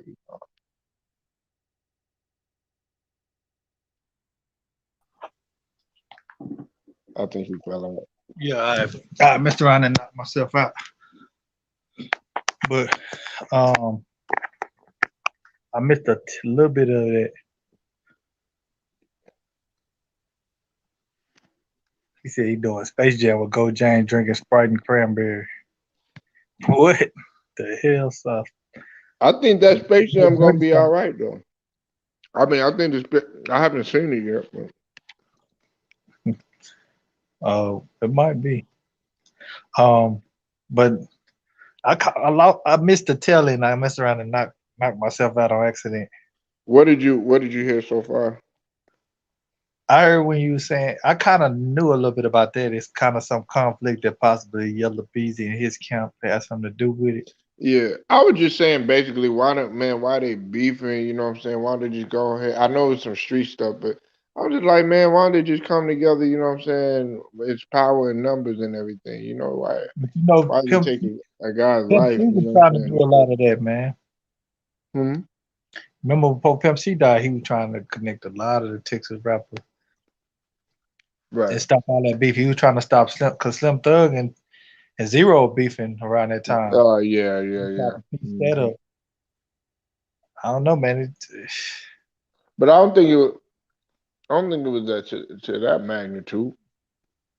No, it wasn't to that magnitude, but a lot of the beefs that were going on when he got out of jail, he was trying to patch them up, whether they were serious or not. Hmm. You know what I mean? Right. That was what he was doing, especially in Texas. But Hmm. you know, Who I wish wouldn't like he would just kept going. That boy Kirk Bangs. wow. Yeah, I mean, it's a lot of. I mean, it's another dude. It's like a Nigerian dude off in Houston too that's getting rap his ass off. Hmm. What's his name? I can't never remember his name. Not Papa Roo. Nah, not Papa. Papa Ru Jamaican. Yeah, I was about to say not Papa. Hey, you ever heard that song Zero and Papa Ru done looking good? Hmm. Should go Yeah, I'm hard. talking about Zero. Man, I that nigga I had a turn. chance. Hey Sal, I had a chance to go to the Ozone Awards, man, but I didn't go. Oh, we talking about that year that Trey slapped Mike Jones in 2008. Oh shit, yeah, yeah. I wanted to go, man, but I uh, didn't go. I had a chance to go. They was all finna ride down there. I said no. Negroes in Texas hated the fact that at that time Mike Jones had got a little fame, Hmm. and a lot of people outside of Texas thought that he was like when he had his little run, his little year or a little bit over a year Hmm. run in the commercial. Hmm. Like a lot of people outside of Texas thought that he was like the shit in Texas like that. I was like, man, people like Mike No. Jones, but when you go to Texas, ain't nobody Mm-mm. riding around paying Mike Jones like that. Hey, but he did it off of just saying his name, though, man. Yeah, Mike who? yeah. And you know that, and you know a lot of niggas didn't like that, especially Trey, Hmm. because when you talk about the history of Texas rap, what Mike Jones implemented was not what Texas rap is about. You know that. You've been there long enough. Like this Hmm. goofy kind of type rap, man, that's not what Texas built on. Yeah, they weren't taking him serious, Yeah, it or ain't. he wanted to be taken serious. Yeah, and niggas felt me, and you know the perception. Like Texas people, they they high on perception as far as like this. That ain't us. Yeah, he doing that. He doing whatever he is doing, but that ain't Texas like that, especially Houston. Like, no, nigga, Houston got a deep history, starting with the Ghetto Boys, talking about the life, talking about the streets. That's what Tech. You know what I'm saying? Pepsi them Shoot, man. they Even talking about real life, living real life, the high life, doing shit. You know what I'm saying? Real shit going on in your life. right. A lot of people, like they don't talk about K Reno. Yeah. They don't talk about K Reno. Botany They boys. don't talk. They don't mention how R.I.P. They don't mention see Fat Pat. They don't Yeah. mention Fat Pat, man. They don't mention Big Mo. They don't mention man. See Big Pokey. A lot of people don't Yeah. understand how lyrical Big Hardest Pokey hit was, in the man. litter. Hmm? Yeah, the hardest pit in the litter. Yeah, the hardest man. You don't know They about don't that. understand, man. Big Pokey used to go hard. Look, I got love for Pat Pat. Don't get me wrong. I got love for Fat Pat. That's my nigga now. And of course, Big little Pope. Ain't Keisha. nobody really fucking with in that little right there arena. Ain't nobody messing with Fat Pat though. That Ghetto Dream boy. Ghetto Dream. Mm-hmm. Man, that Nah, Ghetto but Dream. That shit came out, boy. And I see the think. thing about Texas rap, Mm-hmm. that's where the soul come from. Especially when Pimp C started making start a lot of production from Pimp C, man, that was all church and soul and blues, man. That's Yeah, all he yeah, did that yeah, was. yeah, yeah. That's all I didn't know he played multiple instruments. man. I didn't know Pimp C. He played like multiple instruments. And you know that Sweet James Jones album, he cut the fool with that when he got out of the Sweet Yeah. James Jones story. Man, Hey, that that shit became real.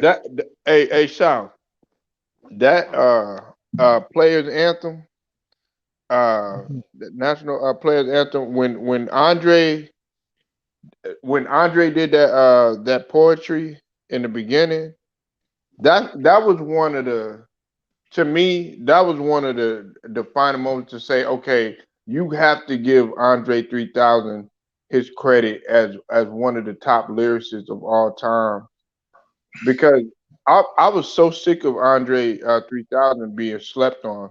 I, I got love for Big Boy, but Andre 3000 was clearly on a whole nother level. Oh yeah.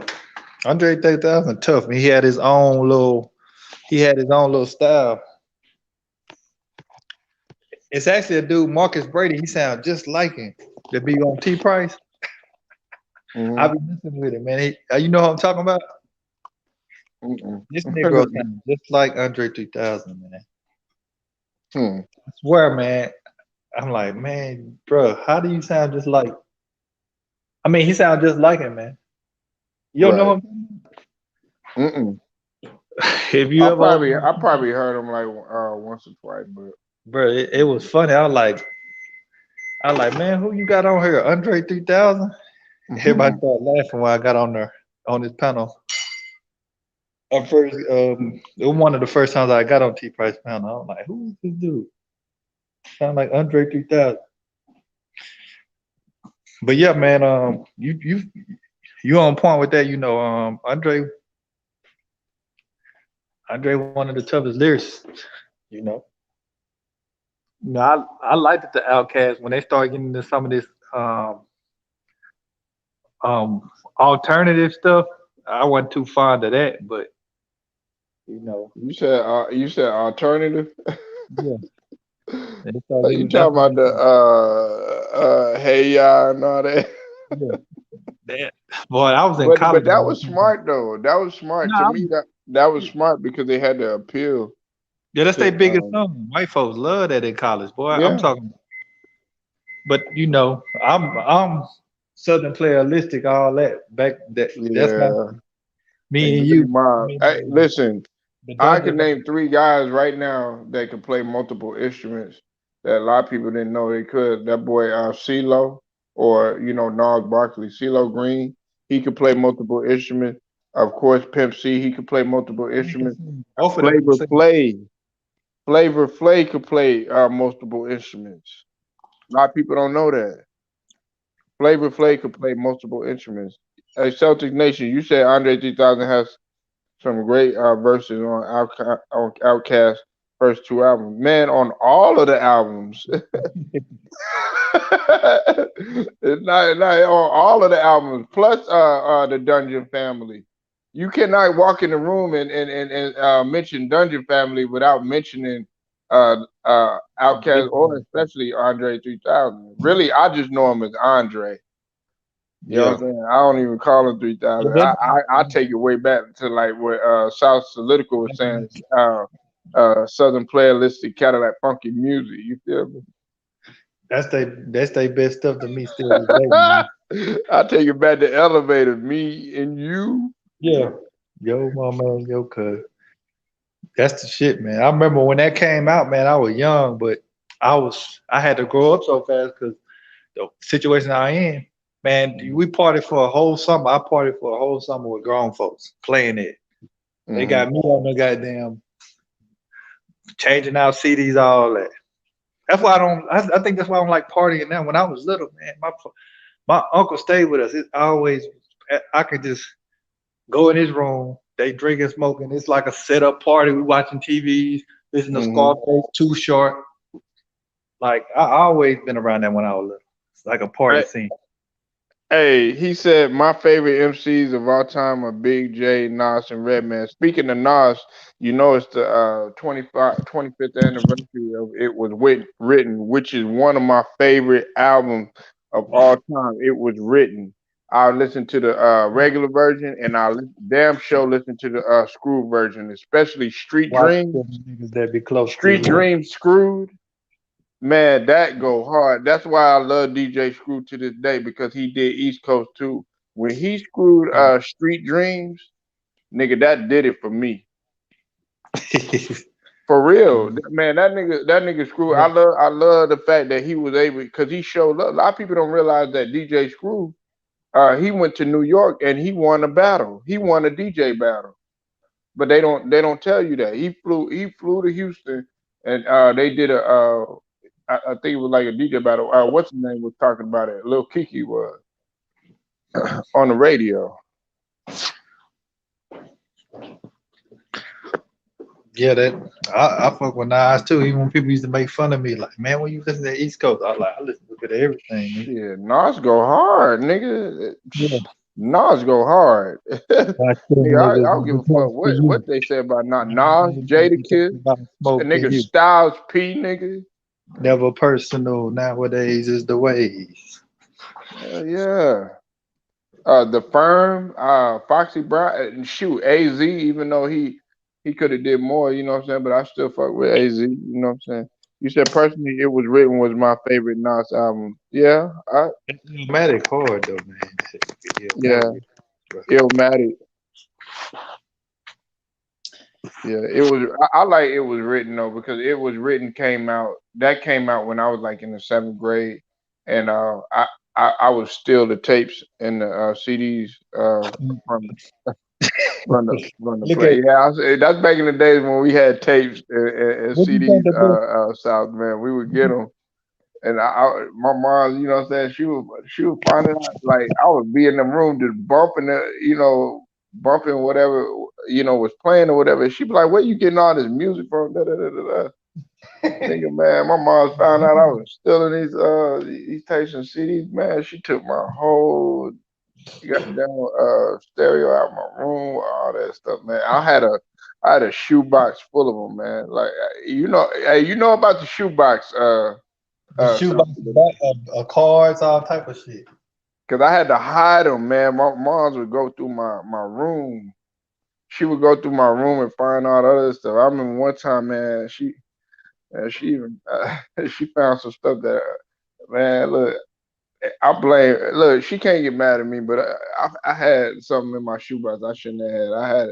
I had some condoms in there. You know what I'm saying? And, yeah, and she like, what is you doing with the da da da da? Like, man, well, how you gonna tell me? Cause pops wasn't around like that.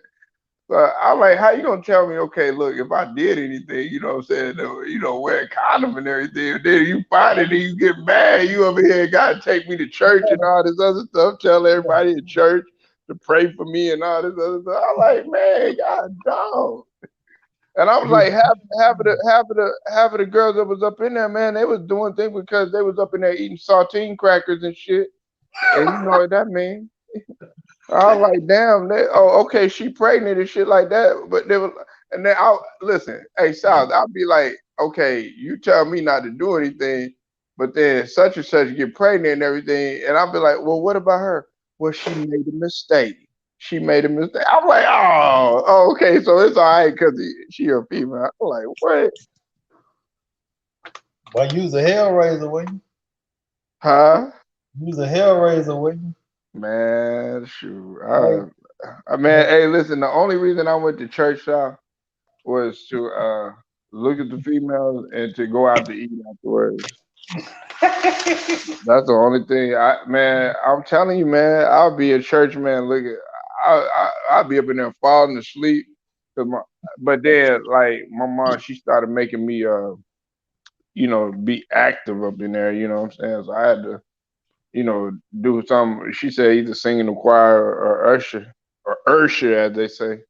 And I was, I had to usher, man. But then right afterward, I'll be high. I go get, go do some stuff that I wasn't supposed to be doing. You know what I'm saying? Go drinking and all that other stuff. And then I come back. But see, I fought myself for doing that type of shit though, South, because um, I, you know my, you know my mom, she was just trying to, look out for your boy. So you said I'm from Boston. I grew up on Mobb Deep, Biggie, and Jay-Z. Let me ask you this, Polo. What you think the best Hmm. rap album of all time? Your favorite? The best rapper, The rap album. best What you rap album. Oh man, does it have to just be one? can't be no easy question. I Huh? already know what you thinking of. It's a couple of it ain't the Oh, granddaddies. I know the chronic. okay, I know you thinking of the chronic. okay. Look. All right, I got three of them. Of course, Ready to Die. No, you know that's that's just gonna do it for you. Ready to Die. Uh, I would probably have to go with um. A lot of people gonna laugh. Uh, Muddy Waters. With Redman. Oh, you a big red man guy? Hell yeah, man! I fuck with Redman. Um, and let's see. You know what? I'm probably gonna have to go with this.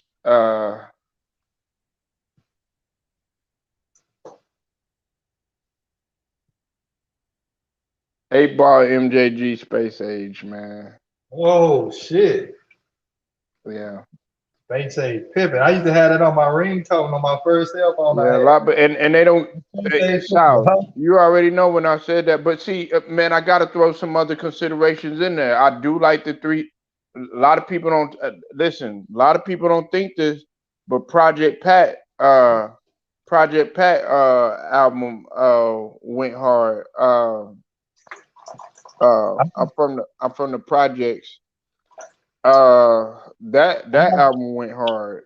I like Project Pat production, but I'm not too big fan of him rapping.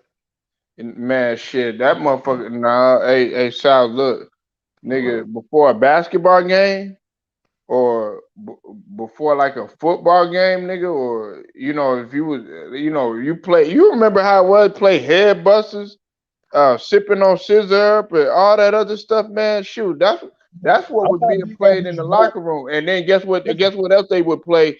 Guess what else everybody would get amped to before they ran out on the court? Them niggas would be up in there singing Rough Riders anthem. So I'm like, you got South in the motherfucking locker room, and then you come out with the East Coast Rough Riders shit.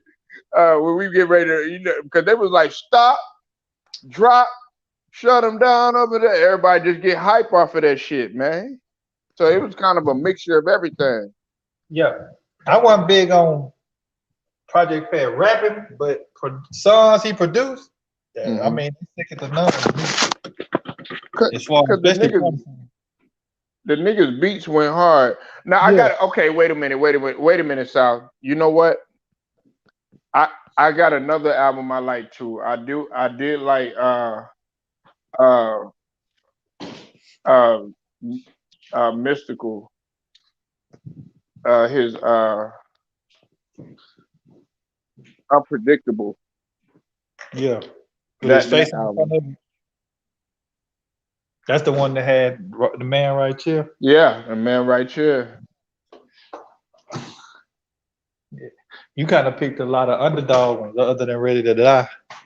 Shit, Mystical wasn't underground. No, I'm saying like underdog when you talk about the greatest of greatest albums. Oh Ready yeah, to that Die, man. like You want to us. be down with me? That nigga Mystical went hard, Sal. Yeah, he was a rapping James Brown. Yeah. That's the perfect way to explain it. Yeah, that nigga still look young too, man. Yeah. Um, I got to start it out with all eyes on me. Okay. Oh yeah. My bad. All I'm sitting. That's that right there, man. That's a monster. Mm-hmm. Um, the Chronic is off the chain. Which one, original Yeah, or kind of come on now. 2000? Come on now. You know the original, man. That when that Oh, shit okay. came All out, right. Well, nah, I gotta ask. Some man, people come like the other on. one. No, ain't nothing, bro. That's top three all Mm-hmm. time, man. That you talking about when that came out, man. Mm-hmm. We were young, but you remember, boy, niggas played that a whole summer. Oh yeah. Rolling in my 6'4", doom doom doom, and all the ladies said Snoop Dogg, Good Dre, let Mm. me ride. Hell, I'm gonna have you listening to it this week, but Hell yeah, man. I still listen to it to this day. I know Big Who be listening to that. Shout out to LA. and later I need to throw an East Coast one in there. Well, you already had. I thought you said Life After Death. No, I thought No, no, that was somebody else. That was Celtics Nation. He said Life After Death. mm. You could say Life After Death. Life After Death's a monster. Oh, yeah. I thought Ready to Die was better. That's just I I mean, don't know. both of them motherfuckers are off the chain, man. I Yeah, think I that's think Life After Death sold more, but they still some monsters. I, and you see a lot of people don't know this. I was like one of the only niggas in my school that was bumping Wu Tang. I never really liked the whole group Wu Tang. I like certain people. Oh, I like didn't like Method Man. yeah, Method Man, my guy, man. Huh. I listened to him all, but yeah, Method Man. That nigga's versatile than a motherfucker though, Sal. That Yeah, motherfucker be acting, nigga, hosting shows and shit, doing comedy and shit. yeah. And that nigga a beast with them collabs, boy. He got a lot Yeah. of epic collabs. He Hmm. didn't he ain't I mean, he didn't have the best single albums and nothing like that, but collabs, that nigga on a Yeah. lot of features.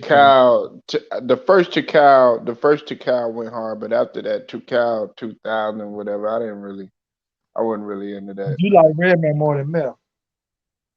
Huh? But you like Redman more than Mel. Yeah. Yeah, because Redman, if you listen to How High, Redman, to me, Redman, nigga, just listen to the last portion of Red. Did you watch the verses, man? It was kind of weird, man. I turned it off. It just didn't seem right. It was What? weird. How high? No, Redman and Method Man had a verses. You didn't see it? What? No, but don't tell The me. verse. Oh no. I didn't watch the verses. It was weird, man. It didn't make sense to me. I'm like, Yeah, I'm like, why would they? Because a lot of the they songs got they a were, lot of songs together, don't they? Like, yeah. It's just like with Raekwon and now I did watch the Raekwon versus Ghostface Killer. I don't know why I didn't watch Johnny Blaze versus Brick City, but I did watch Raekwon and Ghostface Killer because I was like, okay, when you doing verses, you supposed to be going at each other like a Jeezy and a Gucci or whatever. You know what I'm saying? Not like Ghostface Killer and Now Raekwon because they on all the fucking songs. yeah, you can't have two niggas that done so many collabs.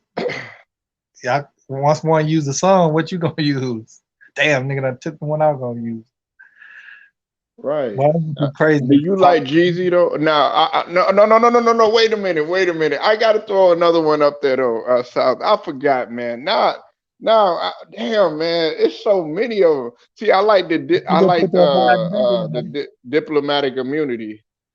there? You would have With Dipset. put that riding dirty in there.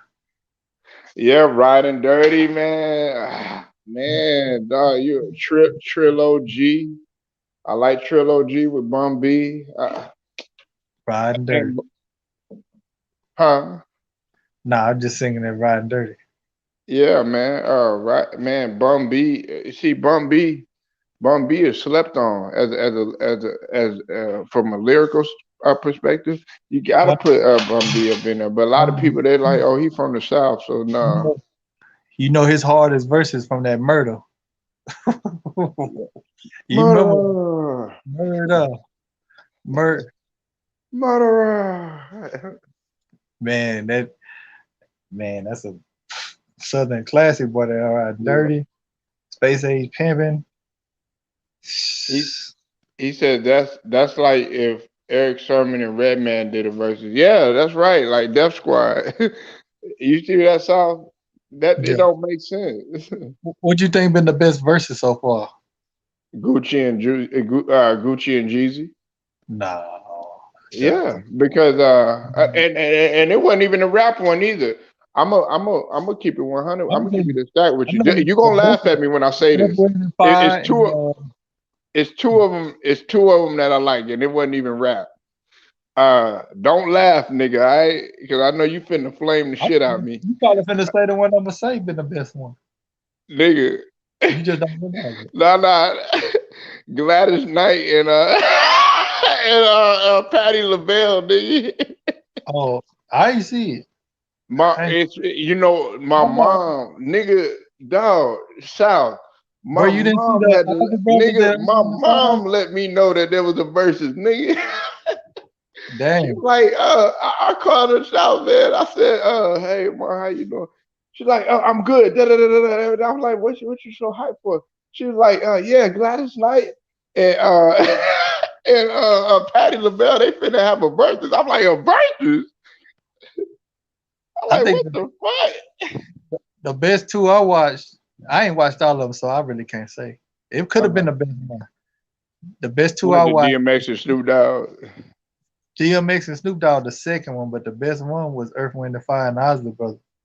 You didn't see Yeah, that? I didn't. Yeah, she told me about that one. I didn't watch that one. Oh, that I one was watched awesome. the Ashanti. I did watch Ashanti because I did a review on that one. I did a review on Ashanti and Keisha Cole because they got into it.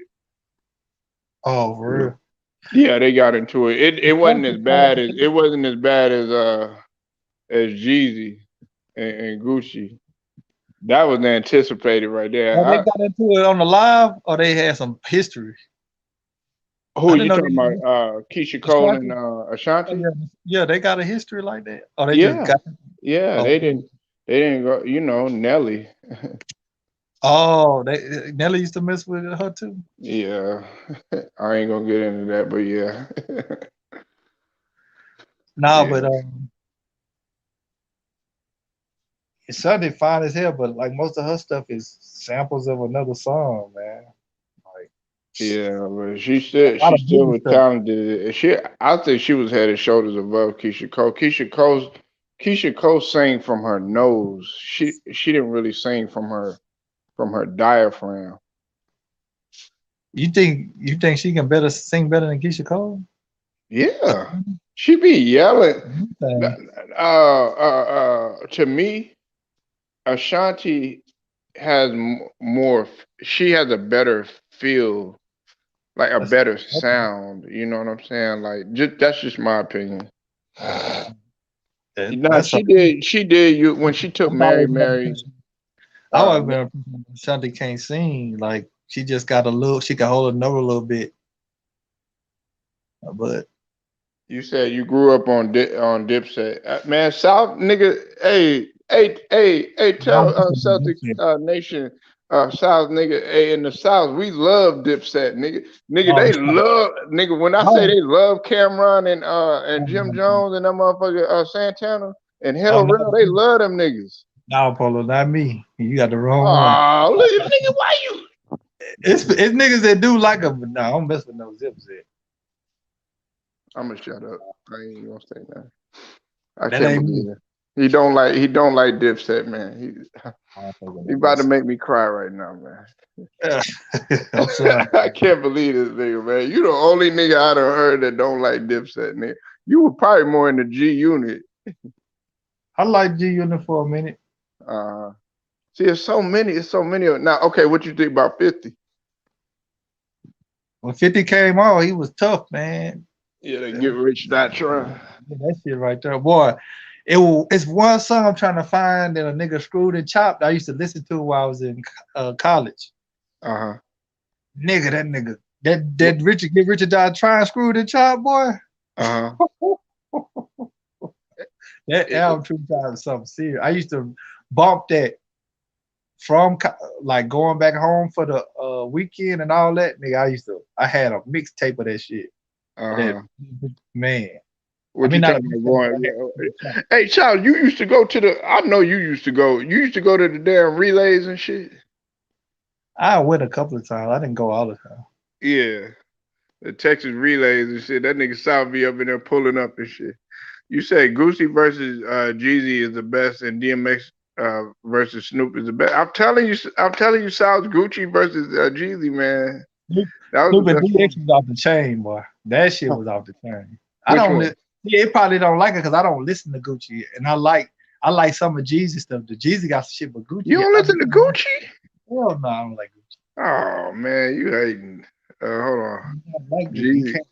He cannot even Jeezy rap. first album is a classic. Yeah, Trap or Die. It went hard. Uh, From my understanding, that was a slaughter. That's what a lot of niggas saying. They're like, man, Jeezy slaughtered him, man. He ain't got enough for no goddamn Jeezy, man. Jeezy got so he many you hot collabs and all that. you know who Jeezy remind me of? He remind me of a down south Joel Santana. You asking somebody who don't even mess with Dipset, so I got only Right. understand with that. You asked me if I know about Max B. Yeah, I know about Max B. I hated that him and Jim Jones was beefing. You know what I'm saying? I, I But like Shine. Remember when Shine came out? yeah, Sean, man, Sean went hard, man. And both of them motherfuckers sound like Biggie, don't they? Sean and Gorilla Black. Yeah.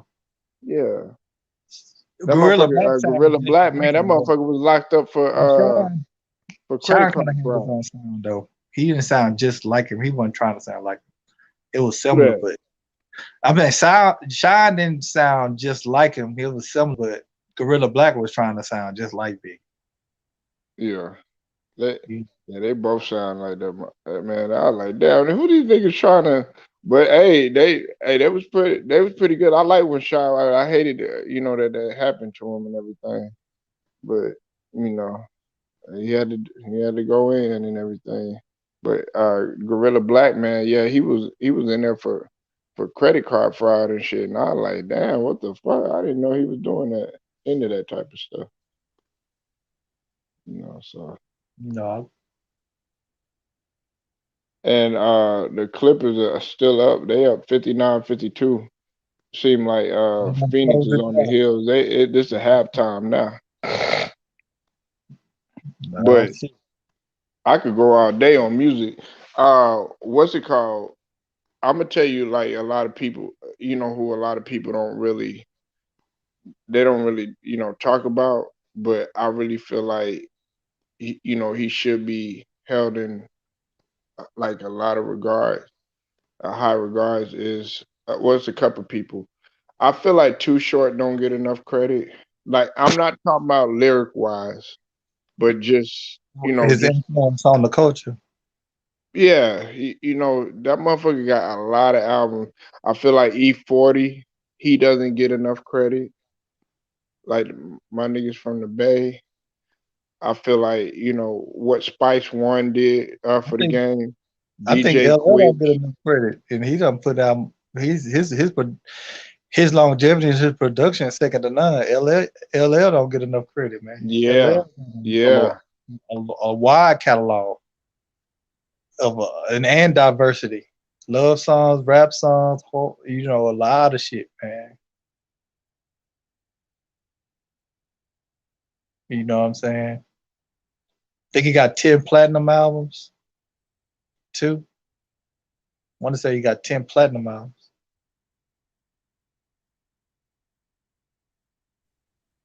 But I can't believe you don't like Dipset though.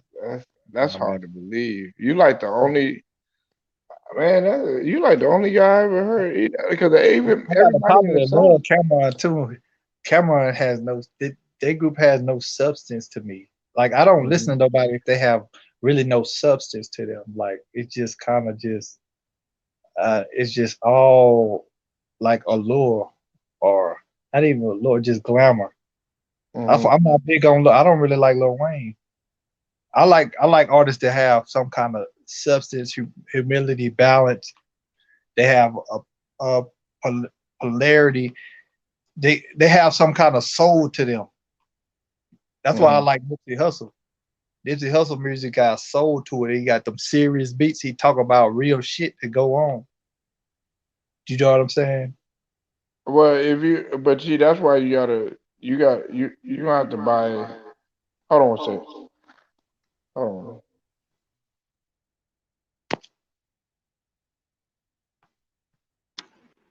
My bad. Uh, they have a lot of. Can you hear me, Sal? Yeah. Okay, they had a lot of stuff, especially in Cameron's his not his first album, his second album, Come On Home With Me. I think if you listen to that album right there, it would change I got a I your got a perception. partner. His favorite rapper is Cameron. He used to bang that shit. I'm not Yeah, feeling it. come on home with me, man.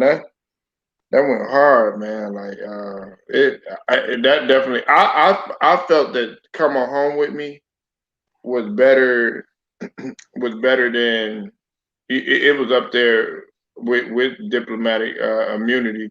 It's just like with diplomatic immunity. It if you listen to the sound of it, there was a lot of soul because they used a lot of old school type feel in the beginning, South, and then they would go right into the song. Even some of you could hear it in the background. They used a lot of stuff like man, it made you could feel it in your bones, man. Mhm. You said facts. Too Short, a legend. Songs with Big J and Pop. Yeah, I'm telling you, Tupac. Man, I mean, Too Short, man. That nigga was everywhere. You said facts. Come on home with me is a great album. Exactly. You better let South know. No, everybody ain't gonna like everything, man.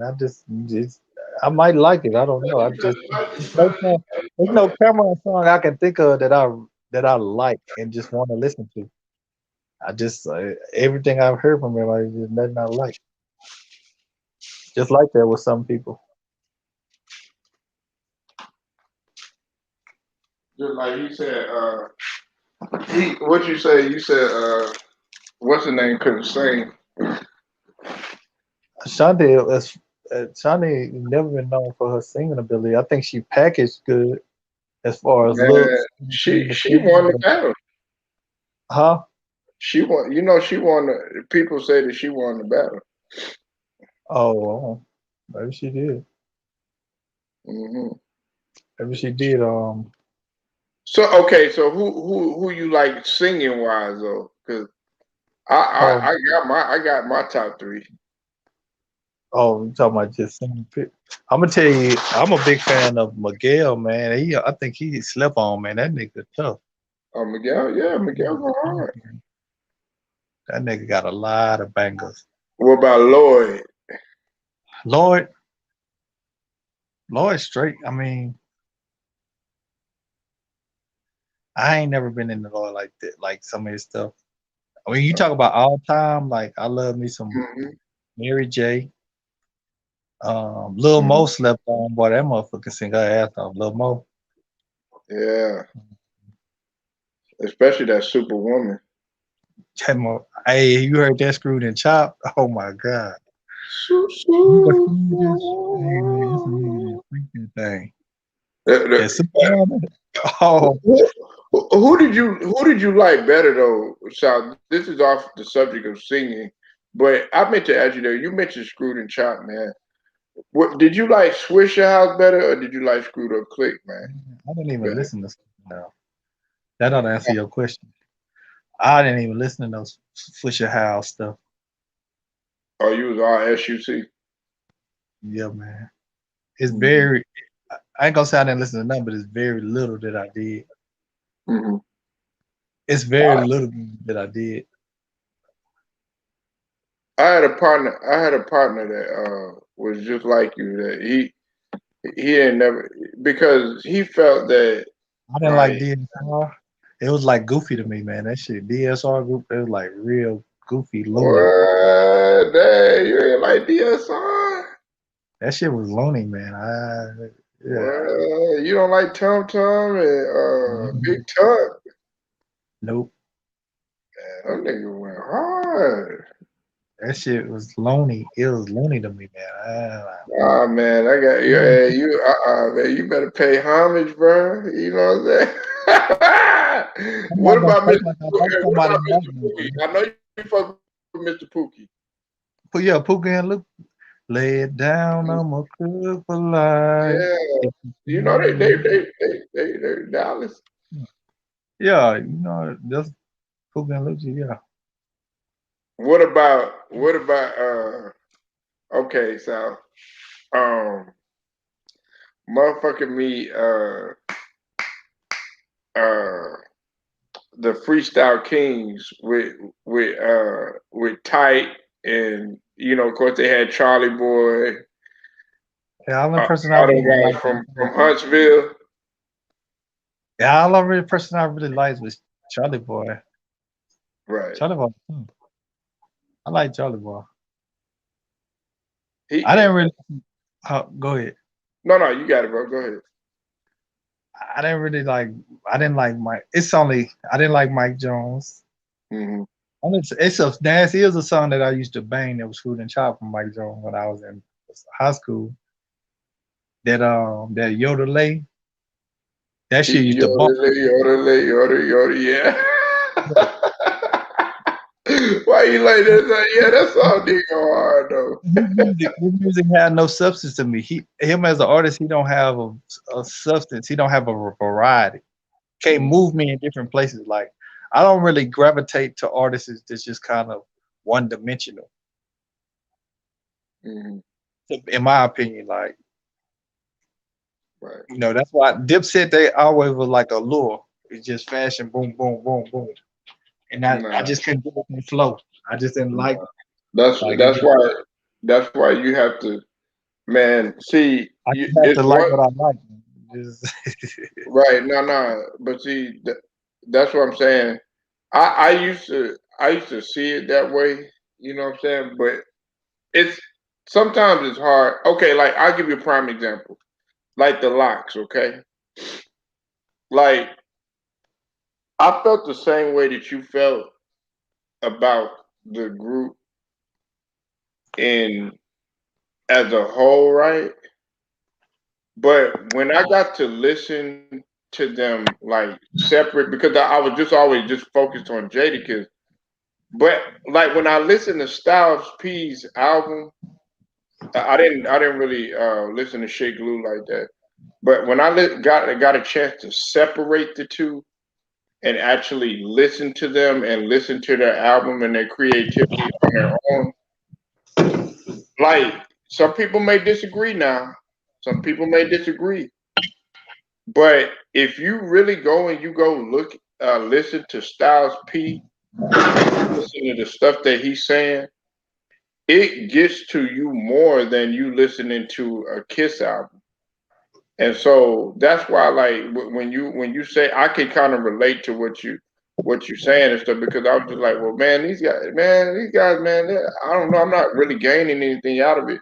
But I was like, dang, Styles P is really more versatile than what I thought he was, or Jadakiss is really more versatile than what I thought he was. Or you pull them guys out of the group, you listen to like all them guys that come out from Wu Tang, you like, ah man, these guys they all about one thing. But if you listen to RZA's album, you know what I'm saying, you'd be like, wow, this guy, he's pretty dope. He's pretty versatile with what he do.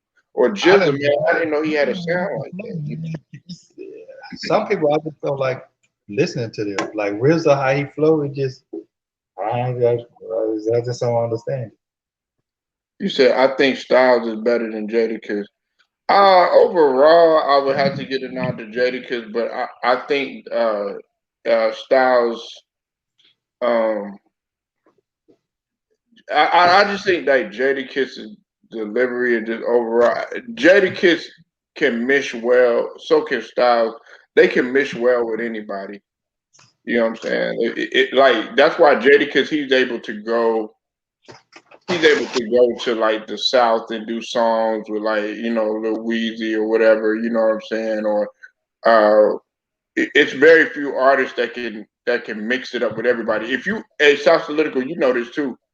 You'll go to a lot of you'll see like on a lot of albums and stuff like that, and it be Southern. Guess who you have there? You'll have Jadakiss on as a feature because Jadakiss does good features. Yeah. And I think shout out to my boy Nola James. He put this in perspective too. He said this. He said that Cash Money Rough Riders tour, that was one of the best tours in hip hop history. That sound like it. That combination, especially at the prime of their career. Right. But for me, I mean, you make a good point. Like, it's you got to show me, you got to move me in different places for me to really take on your music. Like I remember when I first heard T.I., it wasn't his mainstream song that got me. It was the Still Ain't Forgave Myself. When I heard that, I'm like, this nigga tough, man. I gotta listen to more of his shit. It wasn't 24s. No, it was Still Ain't Forgave. You ever listen to that? That's one of his first. Still Ain't Forgave Myself. How you talking about his life and all the shit he fucked up and done? Not on. You're not talking about. You're not talking about Urban Legend, right? I don't think that's on. Is it Still Ain't Forgave Myself? Ain't on Urban Legend. See, I ended up listening to it because it was on an old Trey mix. Mix. Oh, it was on a mixtape. Mm-hmm. Yeah, but it's off one of his albums. But still like because his first one. Are you talking about trap music? It might be. I can't remember exactly. Because he had trap music. I'm trying to think. He had trap music. He had Urban Legend. Because a lot of people don't realize how consistent that motherfucker T.I. was. He had King. That motherfucker had Paper Trail. Yeah, that was after he got locked up or whatever. And he still make work. He had T.I. versus Tip. He actually, what's that? To be honest with you, he been the most consistent rapper. But the thing about him, I talked about this before. It's another dimension of being a rap artist that you don't have control over. Well, you do, but you can't fake it, in my opinion. How your art meets your reality and how your fans see that adds another dimension to your music. Do you understand what I'm saying? Yeah. So I'm gonna explain it. You have people that are good lyricists and they might make pretty good music, but their art don't give you the option or the illusion that this is their reality, so it takes away from it. So now when you listen to them, it's like they trying to tell you something versus this is who they are. That was to me, that's what made Tupac so great. Because whether he was talking about his life or not, his art met his reality, and you felt like this is actually him, no matter if he was telling you a story about somebody else or he was telling you about a story about himself. And that's something it's like another dimension of where you can't even teach that. You can't even learn it. I don't think. You either have it or you don't. Right. You gotta be blessed with that talent. Yeah, it's either in you or not. I think Nipsey Hussle was like that too. Where he went and a lot of people didn't even give him, his flowers, when he was alive like that, right, South. And then they started listening to him. I always listened to Nipsey Hussle, but there a lot of people wasn't even listening to Nipsey Hussle until they're like, oh, okay, man, that's the guy. And I was like, man, you should have been listening to this dude, because he was more than rap. He was giving advice on the surface of life. Go ahead, bro. But some people don't even because I caught on to him late too. Some people in certain areas don't really get, like on this side, bro. It's not the same as far as getting music and all that. I would have been on the Nipsey a lot earlier if I was in Texas. I know, because it's just a different liking the music where you're gonna hear some shit like that. But you don't hear no Nipsey Hussle in no goddamn Atlanta. Right. He had because I know he loved fucking with that boy Chiato. I know, but he got a song with T. I think he had a song with T.I. and 2 Chainz. But see, the thing about it, the music atmosphere is different than it. 2 Chainz. And when you talk about Texas and Cali rappers, Texas and Cali, I always know who the mainstream and underground. Yeah, he had a song. Yeah, I remember that song. It was called Grind Mode, South. It had 2 Chainz. It had 2 Chainz and Nipsey, YG, 2 Chainz, and Nipsey Hussle. It's called Grind Mode. I remember that. But you got to understand, Texas and California got that connection. Pretty much everybody in Texas know the underground rappers in Cali, and vice versa. But in Atlanta, man, a lot of people don't know who No Zero is or stuff like that. Yeah, Atlanta the hub. Listen, bro, I'm telling you, I've been down for 15 years. A lot of people don't know who Zero is. Casual but a lot of people do know who he is. He done did shows there, right? I'm gonna say it again. They know a little bit more about him now because of Rick Ross, but in the early 2000s and mid 2010s, people didn't know Zero like that. He was doing shows all throughout the South, so. Just listen to me. People don't he was there. Because you got to realize, man, he wasn't just by himself all the time. He at one point, him and Trey, they was with ABN, so they was going through that portion of the South. You know what I'm saying? Whether it was Georgia, whether it was Florida, Miami, Mississippi, Alabama, all that. I'm gonna tell you like what did they call that? They called it South. What they call that? The Chitlin Circuit. people in Louisiana, Florida, Alabama, they know a little bit about Zero, but in Atlanta, maybe in other parts of Georgia, but I'm telling you, I've been here 15 years. People know a little bit more about that, man. I thought I'm not saying you lying either, but I thought they would have known a lot about him. I'm telling you, the Go Mike, man. What's up, man? You know you're gonna come up in here saying some wild shit, man. We're talking about rapping, South, so Yeah. Go. We're gonna have a versus Polo versus goddamn Go Mike. verses. Go.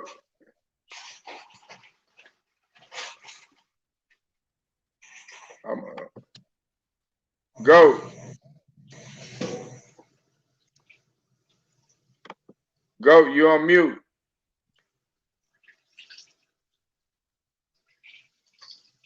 Never mind. I guess he don't want to talk. You in the studio? You in the studio with Lil Nas X?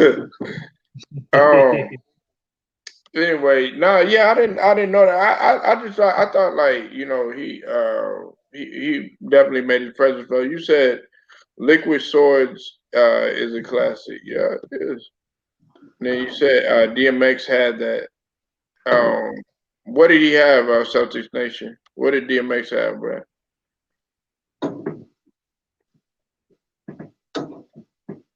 Yeah, I just, but you know what though?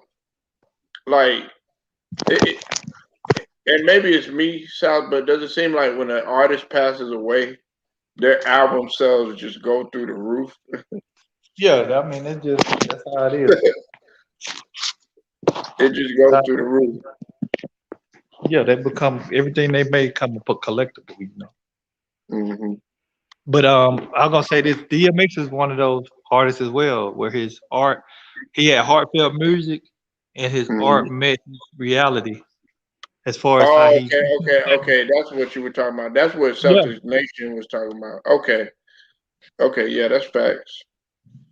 Every rapper can't do that. Like, I'm gonna tell you somebody who's a very talented lyricist, but as far as his career, his art doesn't merge with his reality, which is fine because it doesn't have to. It's not something you can force. Kendrick Lamar. Kendrick Lamar to me, he's very talented, but when you listen to his music, you think about him being just a talented artist. You know what I'm saying? Okay, he's talented, but with the DMXs, the Tupacs, the Nipsey Hussle, it's like when you listen to their music, you watch them move, it kind of it puts another dimension on what they saying and what they doing. You know what I mean? Right. Just like when you can look at it at the peak of Tupac career, he had so much controversy and so much. You had rape charges, police going to court because of police issues, a lot of different things, politicians attacking him, all in the middle of making the album Me Against the World. It just kind of galvanized all together at once. It's like, this shit really going on. You really see this happening, not just to him, but to people you know. That's what made him so much relatable. So it's like you might be going through what he going through, or you might know somebody who know what he going through, but you seeing it and be a part of his true reality and play it through his music. Right. Every artist can convey that. That was another thing that kind of helped 50 Cent propel his Get Rich or Die Trying. Mm-hmm. You know, the fact that he had got shot and he played, you know what I'm saying? And that Mini Man, he play out he kind of tell the story of how he got shot, people wishing death on him and a lot of other things. Right. That's facts. And I definitely agree with you, man. You know, Nas, to me, Nas doesn't get a lot of credit for that, but Nas was versatile in that sense too. He could, T.I., T.I. was relatable in that sense. Now I know some people may disagree, but when he busted on the scene, he was able to do something like. Now I'm gonna tell you another guy. Too, South, and this might be kind of odd to you, Busta Rhymes, because Busta Rhymes can, he came with all the woo and all that and stuff like that, but then he also can make, songs when it comes to females, and he can also make songs when it comes down to, talking about, everyday life and things that's going on, things like that. I definitely felt like he was definitely in touch with. I fucks with Busta Rhymes, and you know a lot of people from the South definitely mess with Busta Rhymes too. I don't think that Master P gets enough credit for the job. I'm not talking about lyrically, but the way that he was able to show the world various artists that were versatile in the sense. Because I'm gonna switch things up, and I'm gonna switch gears now. As far as female artists South, I'm so sick of the disrespect that Is they he still do to capping, Mia. Apollo? But Mia X, huh? He still capping? Mr. South still capping about rappers? You still in the studio with Nas X? Hey, hey. If I was in the studio, I should have got paid then. I ain't get paid. You Where probably got the money at? paid with something else. I ain't got paid. So how I'm being in the studio if I ain't get paid? I'm at work, y'all, so I'm being kind of loud. Yeah, I'm at work on the phone. It's all good. Yeah, it's all good, man. Hey, you finna get on the mic? Hey, go. Hey man, I was filming Lamar on my channel. I did a whole rap battle on his butt. I flamed Lamar for like 3 hours. Polo said he want to do set up a versus with you. Who, Polo? Yeah, he said. What Polo for the rap? The Sixers. What is the rap on? Ben Simmons being trash? Nah, hey, Joe. Let me ask, who's your favorite? Who's your favorite hip hop artist of all time, man? For me, I gotta go with Tupac. Tupac. You ain't even, man. You ain't even. You know about, so your older cousins or something they listen to him? No, Tupac's the best rapper to me, man.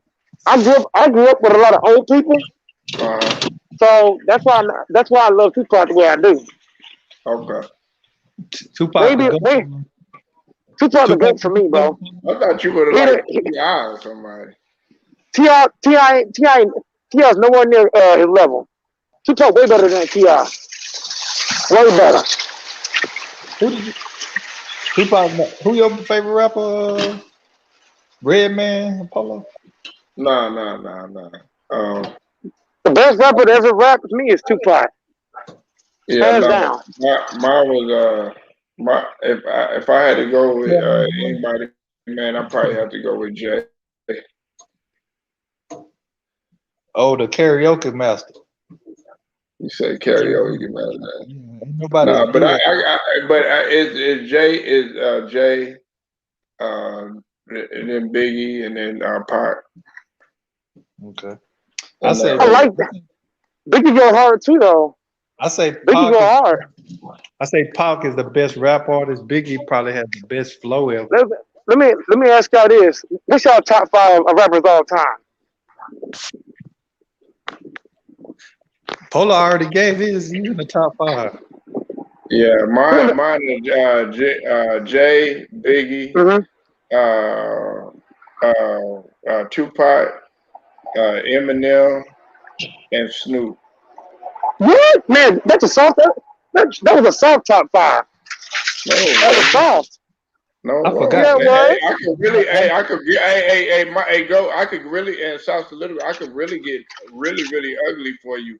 And I could go Rakim, KRS-One, motherfucking Kool Moe Dee, motherfucking Eric B. Motherfucking, I could go real old school for you. That's a better top 5 than what you just said. Yeah, but see, a lot of them guys, go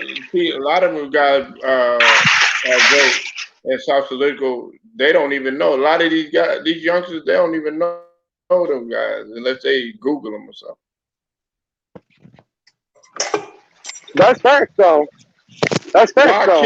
Rakim, to me, hands down, was the best lyricist of all time. That's just my opinion. Oh,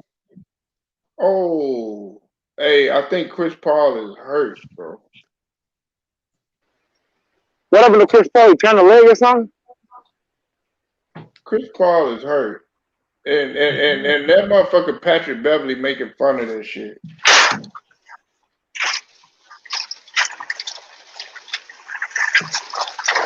They booing Patrick Beverly. What's the score right now?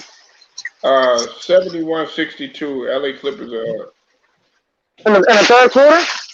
Yep, third quarter. Third quarter, like what? 5 minutes?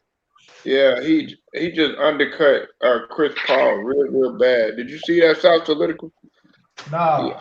He undercut him real bad. That could have been real nasty. Ooh, he fell on his tailbone bad, man.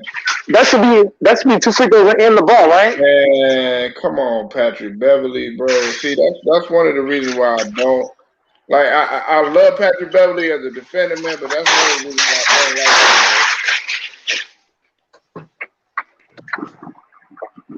So the Suns are down 10. Man, the Suns got to. They're down 11. Man, the Suns got to find a way to close this game out. If you're the Phoenix Suns, wait, 9. They got to find a way to close this gap. Mm-hmm. They got to find a way to close this game out. Hey, you do not want to play, huh? Hey, you heard the news, right, Mike? What happened? I don't think South heard it. You probably already heard the news. Orlando interviewed Penny Hardaway. Oh, really? For head coach? Yeah, for the coaching position. Oh, what are these? Man, that's crazy. Yeah. That's just crazy. That's just crazy. Why is that crazy? Why is all these teams hiring players as coaches? First, Portland hires Chauncey Billups. Yeah, he been coaching at Memphis at the collegiate level. Here's my thing, though. How much NBA coaching experience has he got, though? I don't want to hear collegiate. I want to hear NBA. They supposed to be hiring fans to coach? Who they supposed to be hiring? They're supposed to be hiring guys that has real coaching experience. Penny Hardaway ain't no real coach. Yes, he is. He been at Memphis coaching D1 the last few seasons for like 3 seasons. That's D1. It's not NBA. It's still coaching though. A lot of people that made the transition to the coach. Where do you think Larry Brown? Mike, you shooting yourself in the foot and you're ethering yourself. Larry Brown coached at the collegiate level and then went to the NBA. Larry Brown is way better than Penny Hardaway. It's not close. How are you gonna say that if he doesn't get the opportunity to do that? Larry Brown is head and shoulders better than Penny Hardaway. Come on, man. We won't know that. We won't know that unless he actually gets the opportunity, man. So, you trying to tell me Juwan Howard isn't good? Juwan Howard better than Penny Hardaway. Let's keep that above. Okay. How so? Because he won as an assistant in Miami, or because he made it pretty good this year with Michigan. Him being an assistant on an NBA team, to me, that gives him more coaching experience than Penny Hardaway. I'll give you that. I'll give you that a little bit, but you can't discredit Penny Hardaway because he's coached at multiple levels. He coached at level. Okay. How much want to bet, Polo? They would never ever make the finals. Never. Orlando? I'm not gonna bet. Yeah, Orlando. I'm not gonna bet you that. Really what you should be banking on, Mike, is that he makes some sort of strides to kind of turn the organization around, because Orlando hasn't been in the playoffs in quite some time. You said Celtics Nation. You said Penny been coaching In college, yeah, you're right. And then you also said that's more coaching experience than Steve Nash. Hey, Mike, you got a good point. Steve Nash should not be coaching. Yeah. Steve, I already said Steve Nash should not be coaching. I already said that. Okay. Penny Hardaway is a better coach than Steve Nash because he has experience. Steve Nash has no experience. I agree with Rick Dahl. Right. Okay. Yeah, that was a good point, Celtics Nation, man. Yeah, that was a good point. Hey, I'm not disagreeing with them, Polo. I'm not disagreeing with them. Right, I understand. But you know, we can't just. You got to think about it too, Mike. Penny Hardaway was a point guard. He was a point guard in the league, and point guard make great coaches. That's why they got Chauncey Billups that he hired at Portland. That's why you have Jason Kidd in motherfucking Dallas. That's why you got Tyronn Lue with the Clippers. That's why you got Doc Rivers over there with Philly. They were all point guards. Steve Nash with Brooklyn. Hey, Polo, Celtics 85 ain't telling me nothing I don't already know. You said what? He's not saying anything that I already know. Everything he just said, I already know. Okay, but what you're saying, but this is what you said. You banging on the fact that Penny just gonna come up in there and it's gonna be a complete failure. No. Here's what I'm saying. Steve Nash, bro. Penny Hardaway may make some improvements, but he's never gonna make the finals. That's never gonna happen. Yeah, never say never. What if he do? I say never. He's never gonna make it coaching that team. That team is trash. Man, you already. They just traded. You giving up. Let's keep it a buck, Polo. They traded all their best players. They traded Aaron Gordon. They traded Vucevic. And they traded, what's the other boy named? Fournier. They traded away all their best players. Yeah, but they still got Cole Anthony. Man, Cole Anthony is one man. He's one man. What are you going to do? Well, you know, listen, if they got Cole Anthony, they got Mo Bamba, and they got Markelle Fultz. Mo Bamba can't stay healthy. And Markelle Fultz can't stay healthy. Neither one can. Nah, they'll come back healthy, man. You know, I believe in Mo Bamba. Mo Bamba still hurt. Man, come on. Mo Bamba can't. Mo Bamba still, he's still on the sideline in street clothes.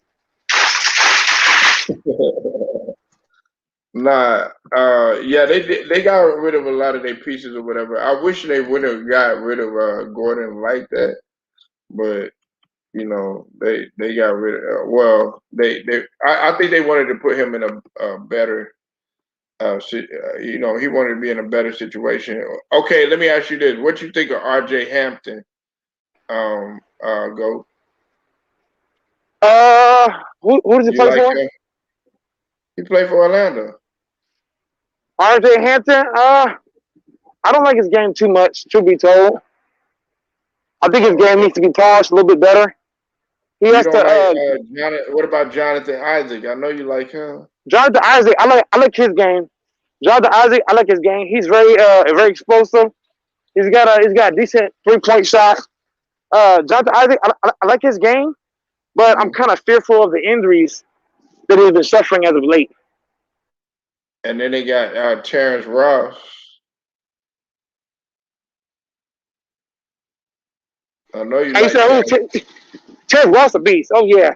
We tried to trade for him. Remember that, Polo? We tried to trade for Terrence Ross.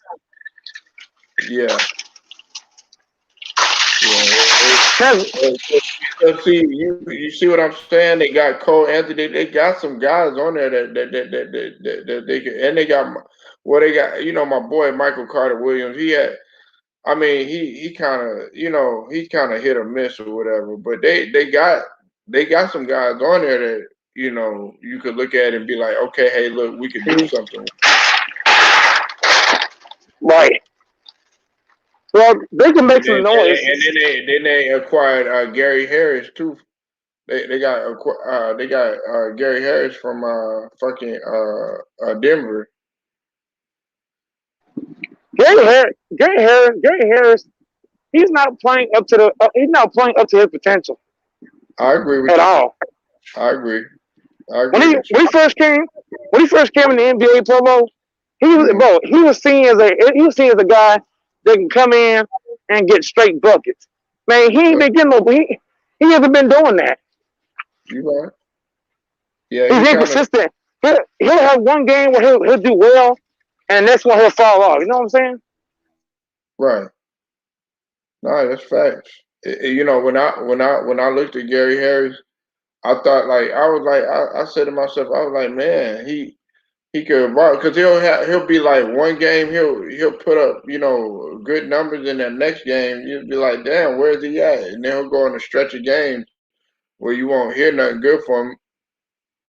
So, and I think that Denver was tired of it, and they went ahead and shipped him out.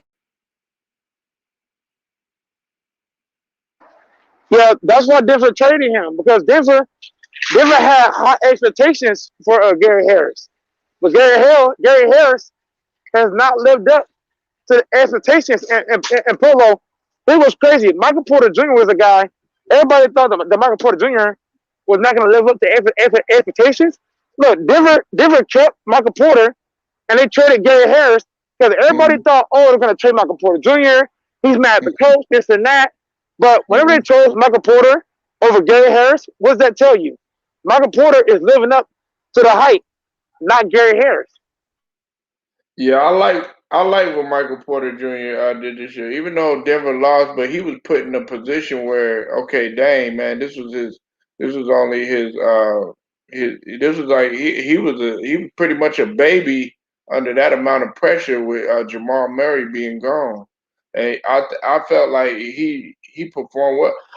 I'm gonna be real with you. I felt like he outperformed a lot of guys in this playoffs.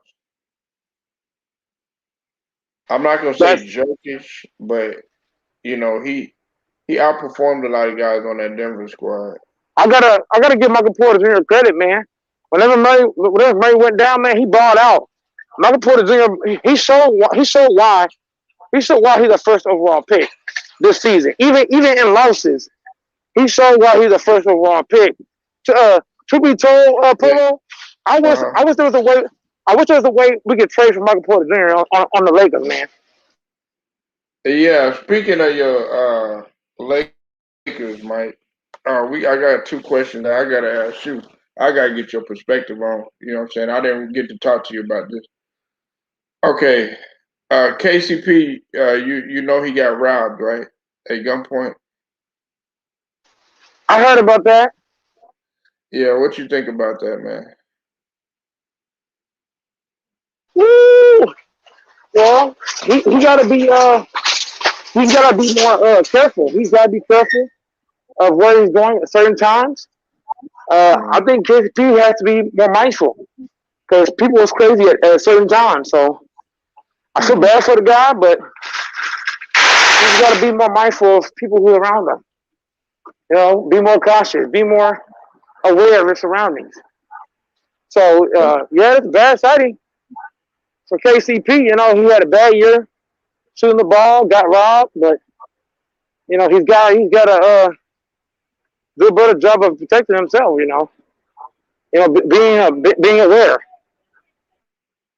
That's facts. Okay, now Kevin Scottie Pippen came out and you know what he said about Phil, right?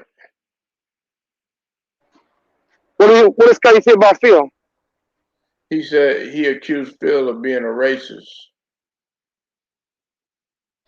What in the world? If Yeah. Phil was a Hey, this is why he said it too, Mike. I wish he was in the last stream, but this is what he said. He said that the reason why Phil Jackson didn't choose him to take the last shot, and he chose Tony Kukoc. He said that it was racially motivated. He said it on the Dan Patrick show. He said that Phil Jackson is a man. I was like, man, all you trying to do is just promote your damn book, man. That's pathetic. That's pathetic. Tony Kukoc, he was more clutch than Scotty. So why would I take you over a guy that's clutch? That's facts. That's facts. Scotty would have had all those rings without Tony Kukoc. That's a fact. Kukoc is shooter for the Bulls. Right. And Michael Jordan loves Kukoc because he can shoot so well. Right. So yeah, Phil Jackson's not that. If his mindset was like that, he would have not coached MJ and Kobe. If that was his motive. Right. But you know what he said, Go? He also mentioned this too. He said that when he was talking about Phil, he said, because you remember when Phil had came out with a book, he said, you know, it was wrong of him to throw Kobe, talk about Kobe the way he did. So he tried to bring Kobe into it, you know, when Phil was, you know, telling the book that Phil Jackson wrote, and he tried to bring that in there just to try to, you know, say that why are you talking about Kobe and all this other stuff, trying to throw like race into it and everything, man. It's not, bro. Scotty's taking it the wrong way. Why would I draw a player for a guy that ain't clutch? Scotty ain't clutch like Tony Kukoc. Nah, he ain't. He's not even a shooter. He wasn't a shooter like that. Exactly. Why should I draw a player for a guy that's not a good shooter? Why look like a fool? He felt like he was a guy. You know what I'm saying? I mean, even though he was an all-star on there. Well, there were two other all-stars on the team. It was him, Horace Grant, and B.J. Armstrong. They were all-stars. And just because you're the man, that don't mean I have to draw a player for you because you're the man. I'm going for the shooter. That's facts.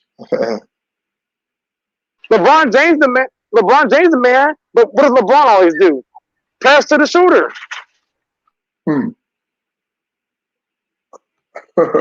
And then this is what he also said. He said Kevin Durant wouldn't have been a good player in the 90s. Man, that's cap. That's a whole lot of cap. That's way too much cap. Scotty, hey Mike, Mike. Hey, I'm telling you, he's been saying this shit like in the media, man. Anybody who thinks a KD couldn't play in that era, they smoking way too much dope. Oh man. Yeah. You know what it is? His wife dumped him, so maybe his mind's not all there, you know? Yeah, man. He going through a lot with his personal life. I was like, man, he need to get that situation straight before he try to get out here, trying to write a book and everything. Because Liza Pippen is, doing all that stuff, on Instagram and all that other stuff. You know what I'm saying? But hey, Polo, my phone's dying. Okay. Yeah, I get off in a little bit.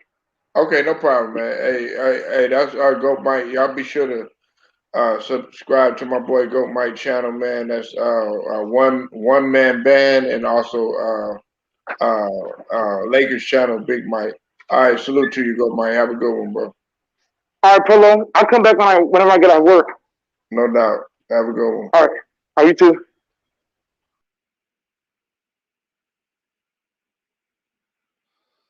And that would go Mike, man.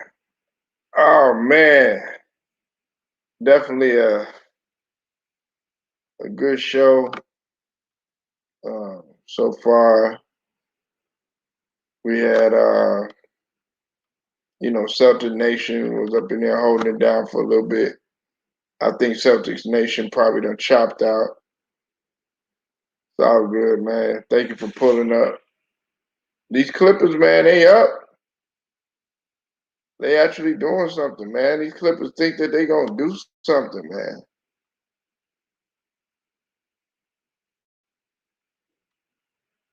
I'm like, wow, I can't believe it.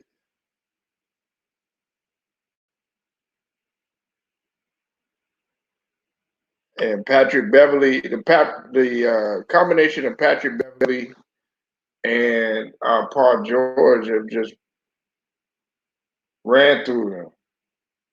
LA Clippers are killing them with points in the paint at 48. Phoenix only has 20. The score is 91 to 78. Clippers are up right now. 11:43 left to go in the fourth quarter. And Phoenix had a chance to close this out. I don't know why they're playing lackadaisical as that thing. Torrey Craig hits that shot, and Reggie Jackson has the rock right now, and there's a foul away from the ball. I think that's going to go on Dario Saric.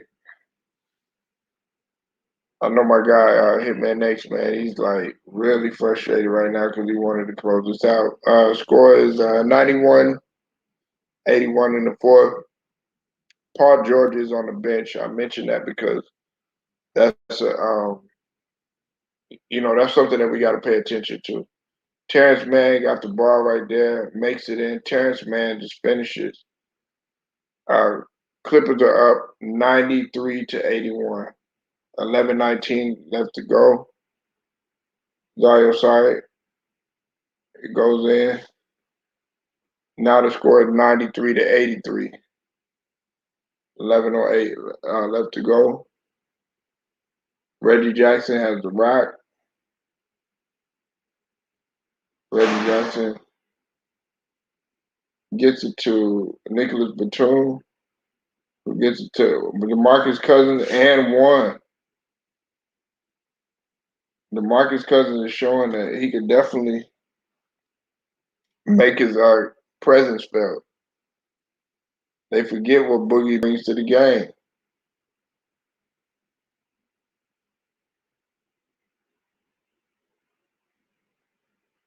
DeMarcus Cousins at the line, shoots it, that's good. Clippers are up 13, 96 to 83.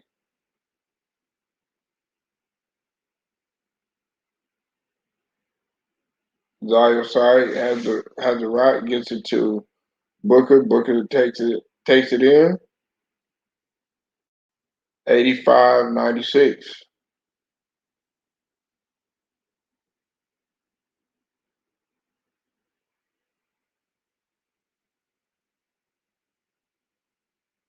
And Reggie Jackson gets it to DeMarcus Cousins. DeMarcus Cousins gets it back to Reggie Jackson. Reggie Jackson gets it to Kennard. He misses that shot.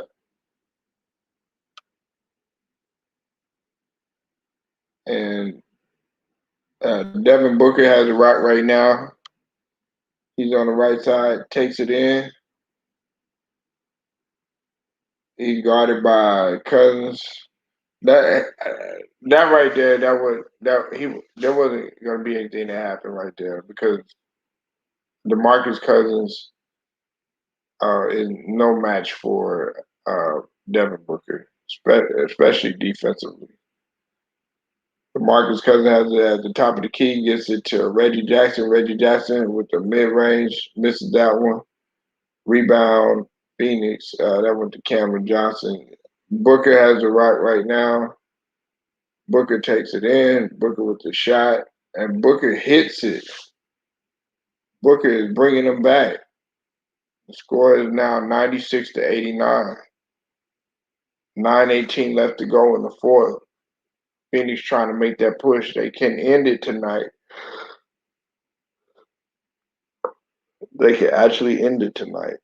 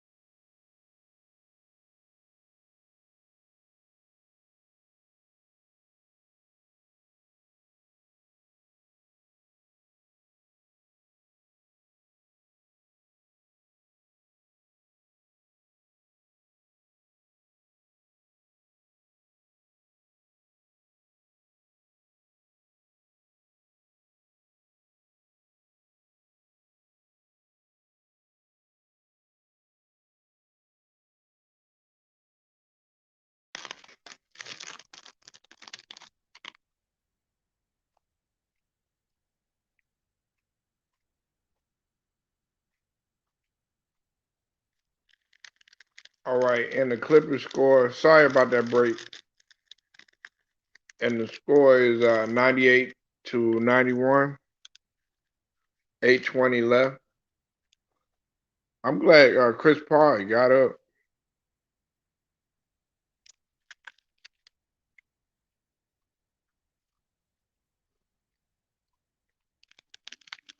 In Celtic Nation, you said Steve Nash has had 3 prime potential Hall of Famers. Yeah, that's fact.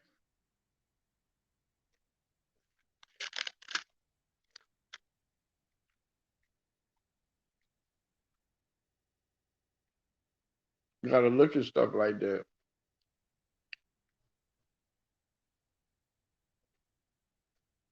Morris got the ball, hits a mid range, or shoots a mid range, misses that. Chris Paul gets it to Sark.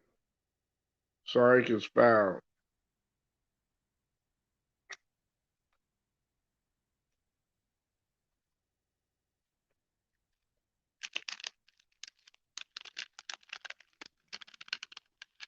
The Clippers are playing like they really want it.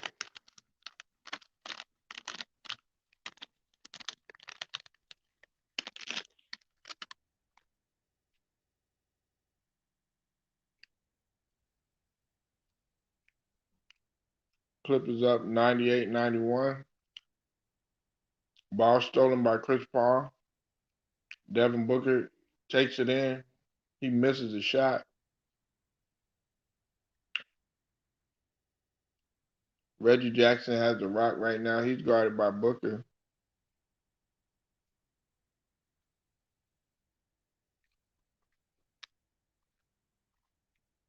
Paul George takes it in. Oh, he loses the ball though.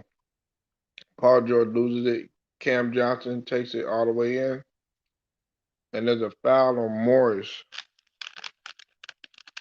There's a foul on Morris. This crowd is going crazy out here in Phoenix.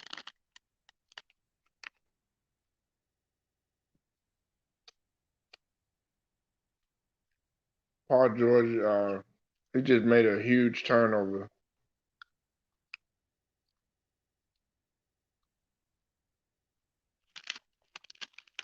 A very costly turnover.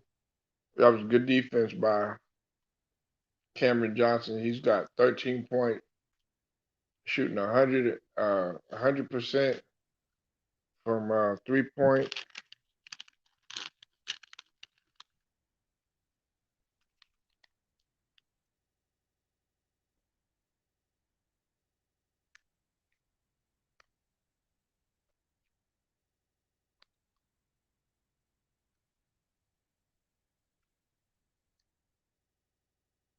And Paul George just got, I think he got called for the flagrant for throwing down Daniel. That was a good acting job by Daniel Craig.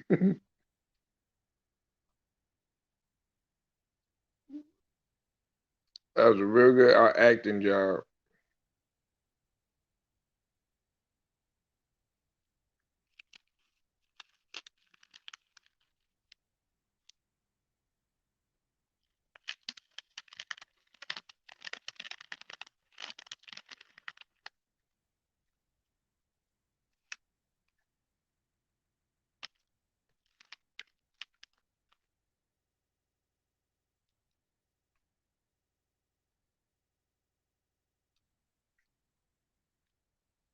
If the Clippers win tonight, they could actually come back and win the series. They'll have to win 3 straight, but I don't think. I think Phoenix is going to really try to come out with a little bit more aggression next game. They haven't been aggressive this game. They're starting to wake up now, but they haven't been aggressive this game.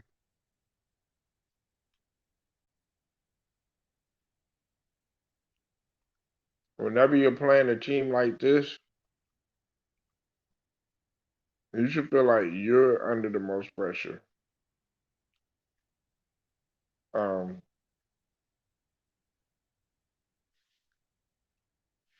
the no, you should make the other team feel like they're under the most pressure. I mean, excuse me.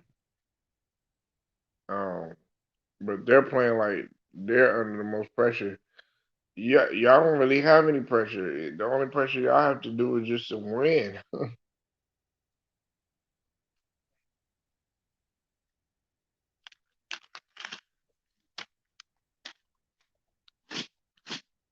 That's the only thing that needs to be done.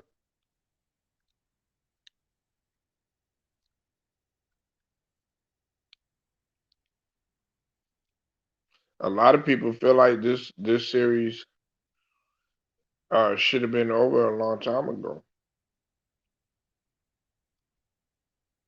I mean, that's what a lot of people feel like.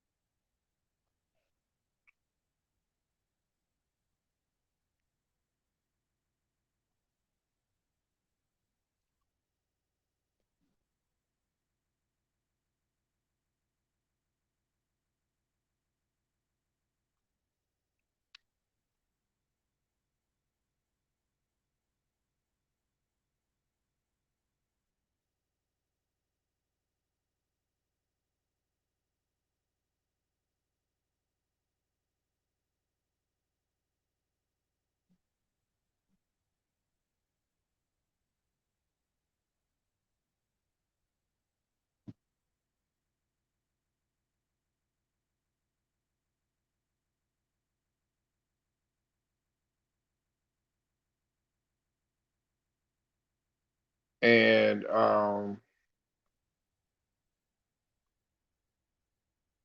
let me see.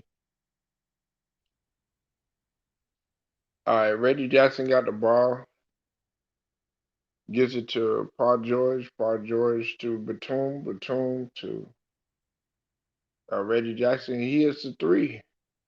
Clippers up 101-94. 6:29 left to go. Chris Paul got the rock. Chris Paul gives it to Booker. Booker's guarded by Patrick Beverly.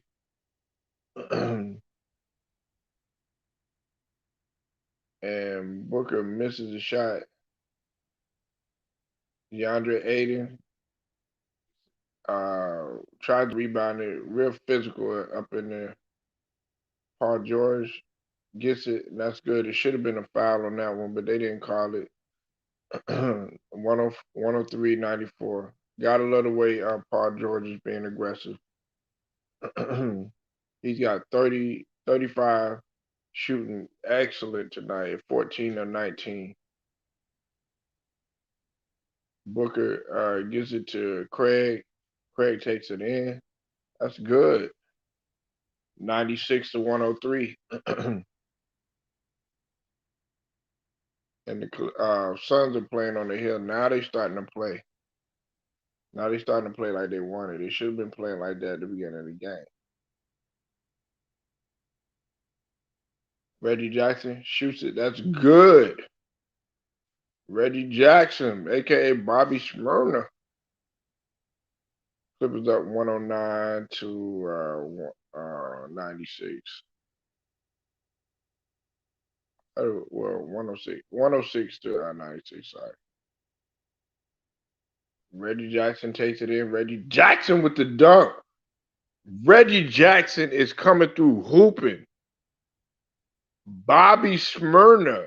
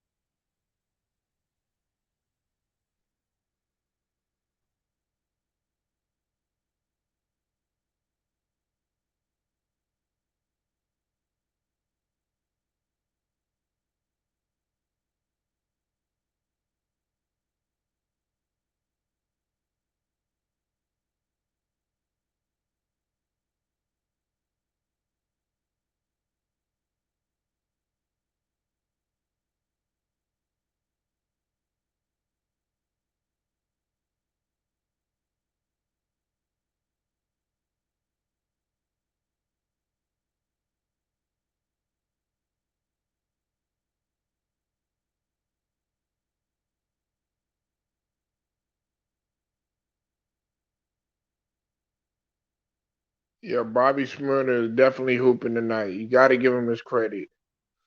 108 to 96. Uh, Phoenix. I mean, Clippers are up. Paul George with the crossover.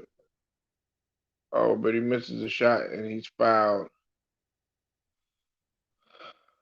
Fouled by Crowder. But Paul George got to get up, man.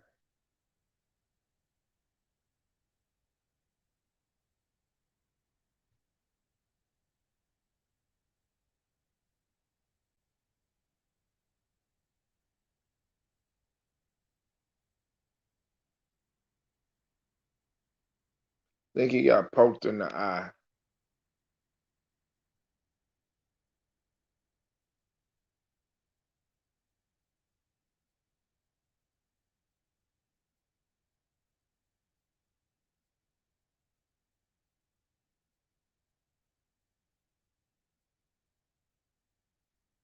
I think he got poked in the eye. We're gonna see what happens. And Jay Crowder would been trying to grab his jersey and do all of that stuff, man. I like Jay Crowder, man, but he could be very very dirty, man. He could be a very dirty player. You know, I mean, he plays good defense at times, but he gets a little crazy with the fouls and all of that stuff.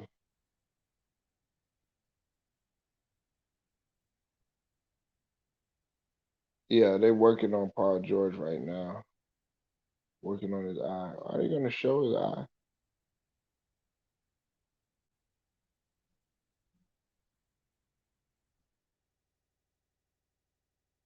But it's a part of the game.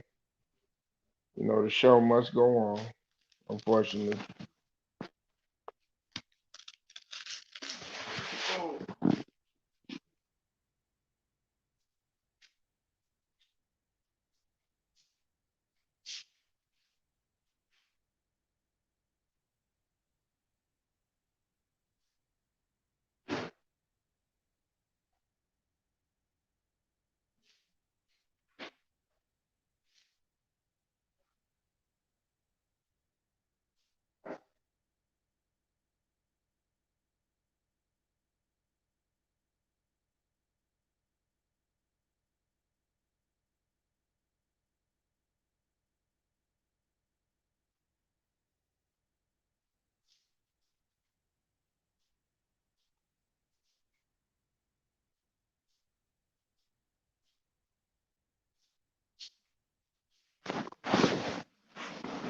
And Paul George is he's at the line. He got scratched up, but he hits the first one. Clippers up 109-96. Wasn't too bad, Big Who, but he's back at it again. You gotta like the heart of Paul George. I like the fact that he's a fighter. In comparison, to Paul George. Paul George do got heart though. You know what I'm saying? I'm not gonna say that. It's just that sometimes he's came up in small and big moments, but he's not playing like that tonight. He's playing like he really wants it. You know, he made a few turnovers, but for the most part, comes back, hits the mid range. Now they up 112-96. Paul George and Reggie Jackson absolutely lighting this. They're being very aggressive, very aggressive. CP3 has a rock right now. CP3 shoots it mid range. That's good. 112-98. 3:35 left to go. Paul George has a right. He's guarded by CP3. Gets it to Morris. Morris had the ball stolen away from him, and there's a foul on the play. There's a foul on the play, and I think CP3 is going to the line right now. Getting ready to go to the line. 3 minutes and 20 seconds left. Chris Paul got 20 points. Shoots that shot is good at the free throw line.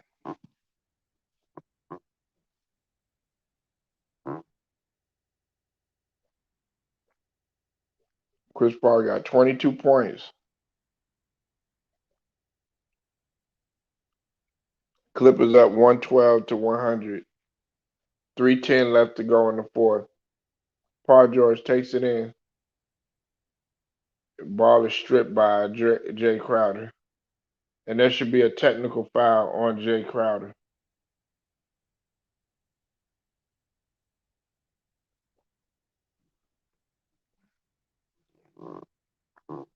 They're doing everything they can to try to get Jay Crowder hyped up. He's all in his head, and that was a foul. That was a foul. Monty Williams gonna talk it over.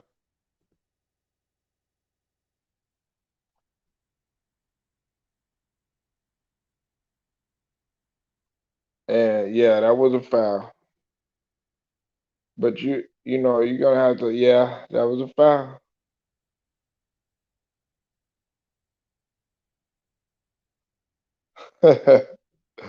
Yeah, Jay Crowder mad.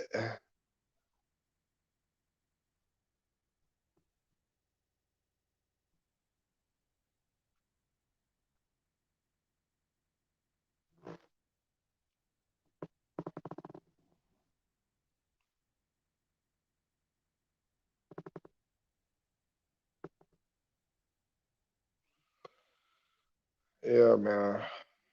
Definitely had a dope live tonight, man. I appreciate y'all for pulling up, man. Celtics Nation, Goat Mike, Octavius, Texas, man. Appreciate y'all for pulling up, man.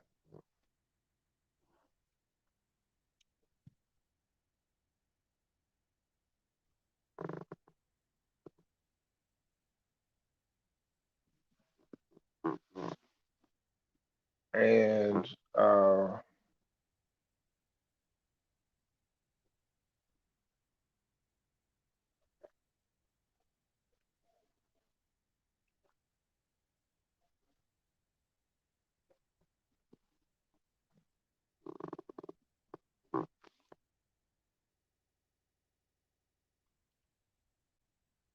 hold on one sec. All right, Paul George has 39 points, about to make it 40.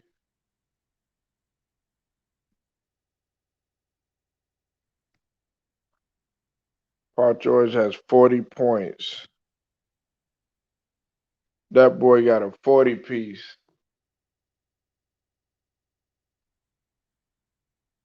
About to go for 41. Shot good.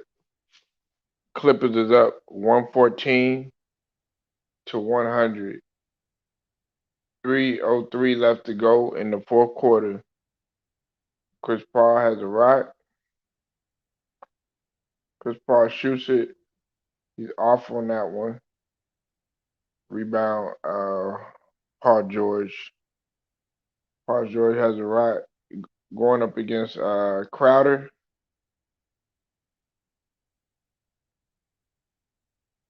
Paul George gets it to Moore. Oh, throws it away though. Throw the ball away.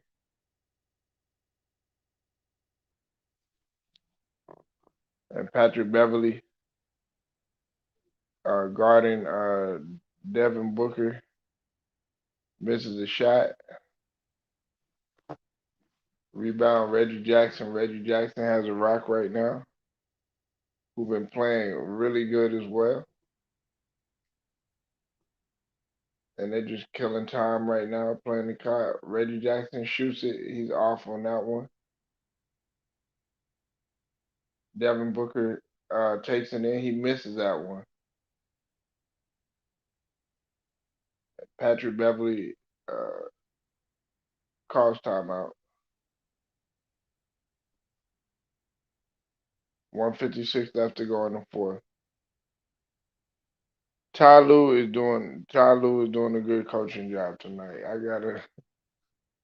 gotta give credit to what credit is due. Ty Lue is doing a great coaching job.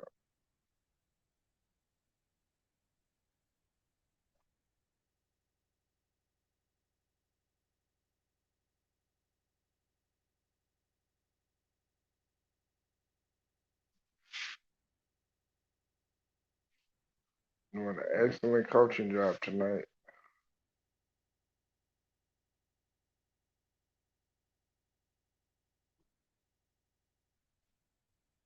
And the way that they're coming out aggressive. And see, that's another, none of these have, we've only had, African American coaches. I mean, we got Ty Lue going against Monty Williams, you know, and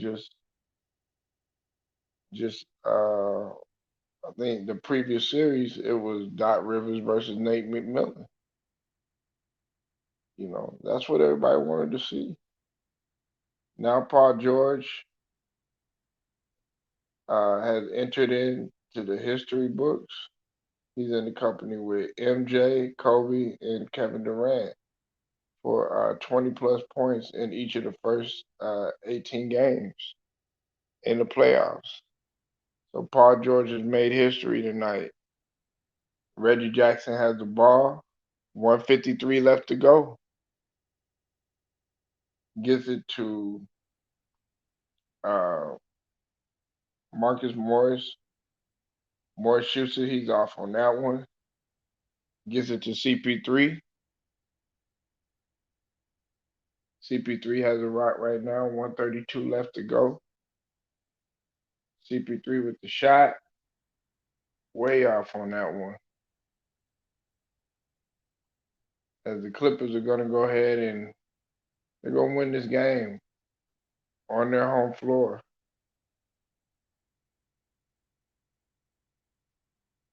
They're going to go ahead and win this game.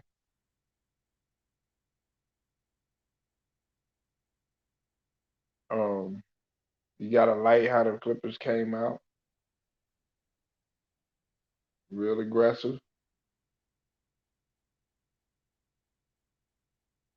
Not taking any prisoners, man. I, I'm proud of the way that they fought. I thought they could have came in here with that attitude and just said, you know what, that's it. We're done. But that's what you like to see. You gotta remain competitive no matter if you're down by 2 or if you're down by 50. You still gotta stay in the fight.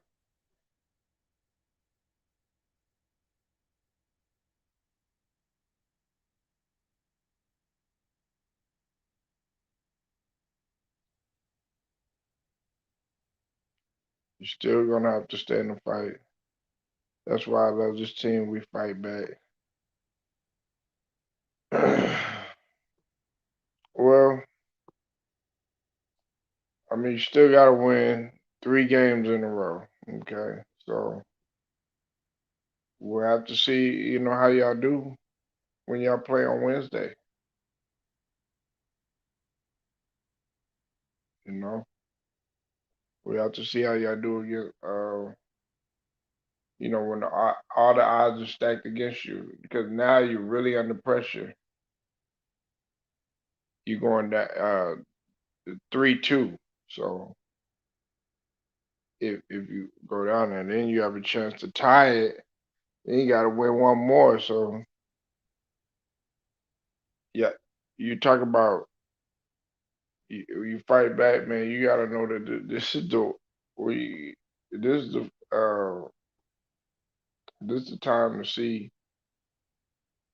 what the guys are made of. As who was that? They hit the shot. Somebody.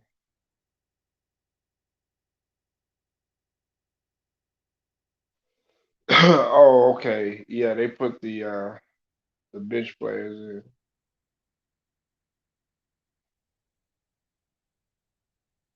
shot. That's good. Who is that guy?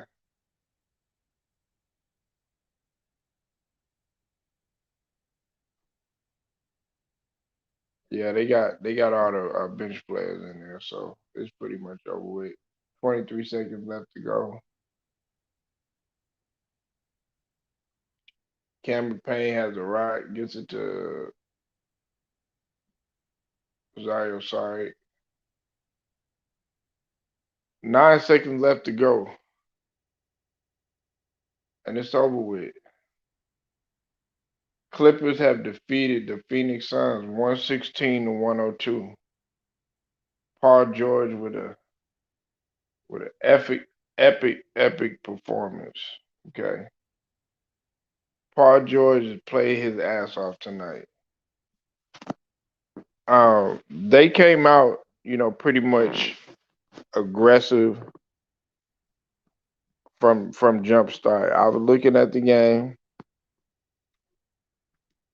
Y'all might not think so, but I was looking at the game, and it the Clippers were playing as if their life depended on it.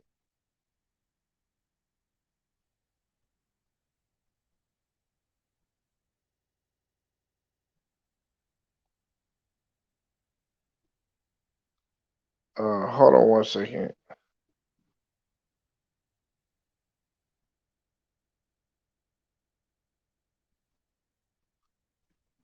This is the Suns, man.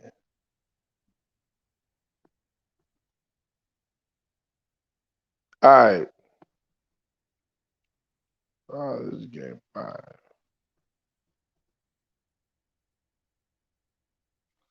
Okay, look. All right, the Clippers. You know, they pretty much the bulk of the scoring came from a combination of Cousins, Paul George, Jackson, and Morris. Paul George had 41 and 13, was 6 assists. Reggie Jackson was the next guy that he had 23. 23 points and 5 rebounds, and Morris had 22 points with 3 rebounds, and Cousins had chipped in with 15 points in 11 minutes. That's phenomenal. Now the Suns, on the other hand, D Booker, he tried to keep him in there. He had 31, 3 and 4, 3 assists and 4 rebounds, and DeAndre Ayton. While some people might say, okay, well, man, he only had 10 points. He had 11 rebounds. So he was double digit in rebounds. And then, of course, Chris Paul had 22 points. He dropped 8 dimes. And Cameron Johnson had 14. Okay. Now, from a statistical standpoint, the Clippers pretty much had the edge on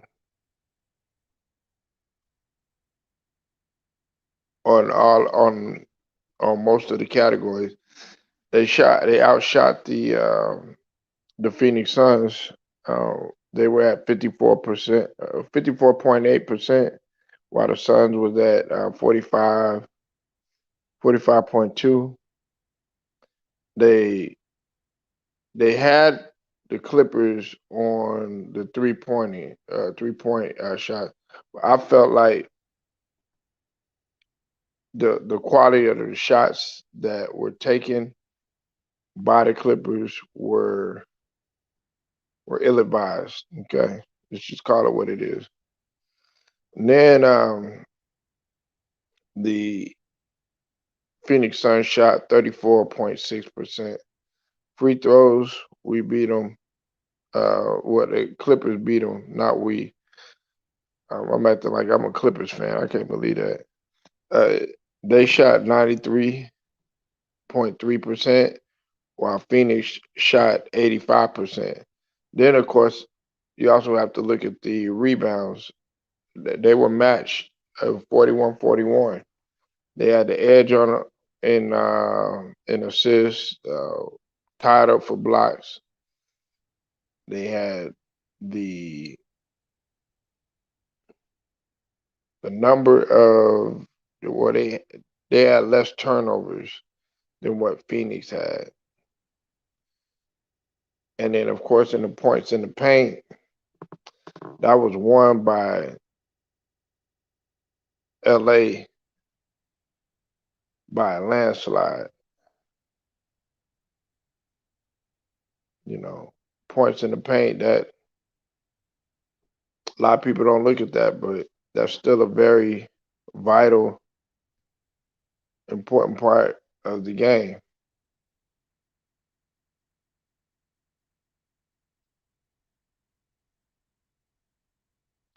But y'all tell me what you think. I want to thank you for hanging around for the game. Until then, like this video, share it, do all that good stuff. And it's Polo Sports Talking ENT and also Polo Sports News Plus. I'll holler at y'all.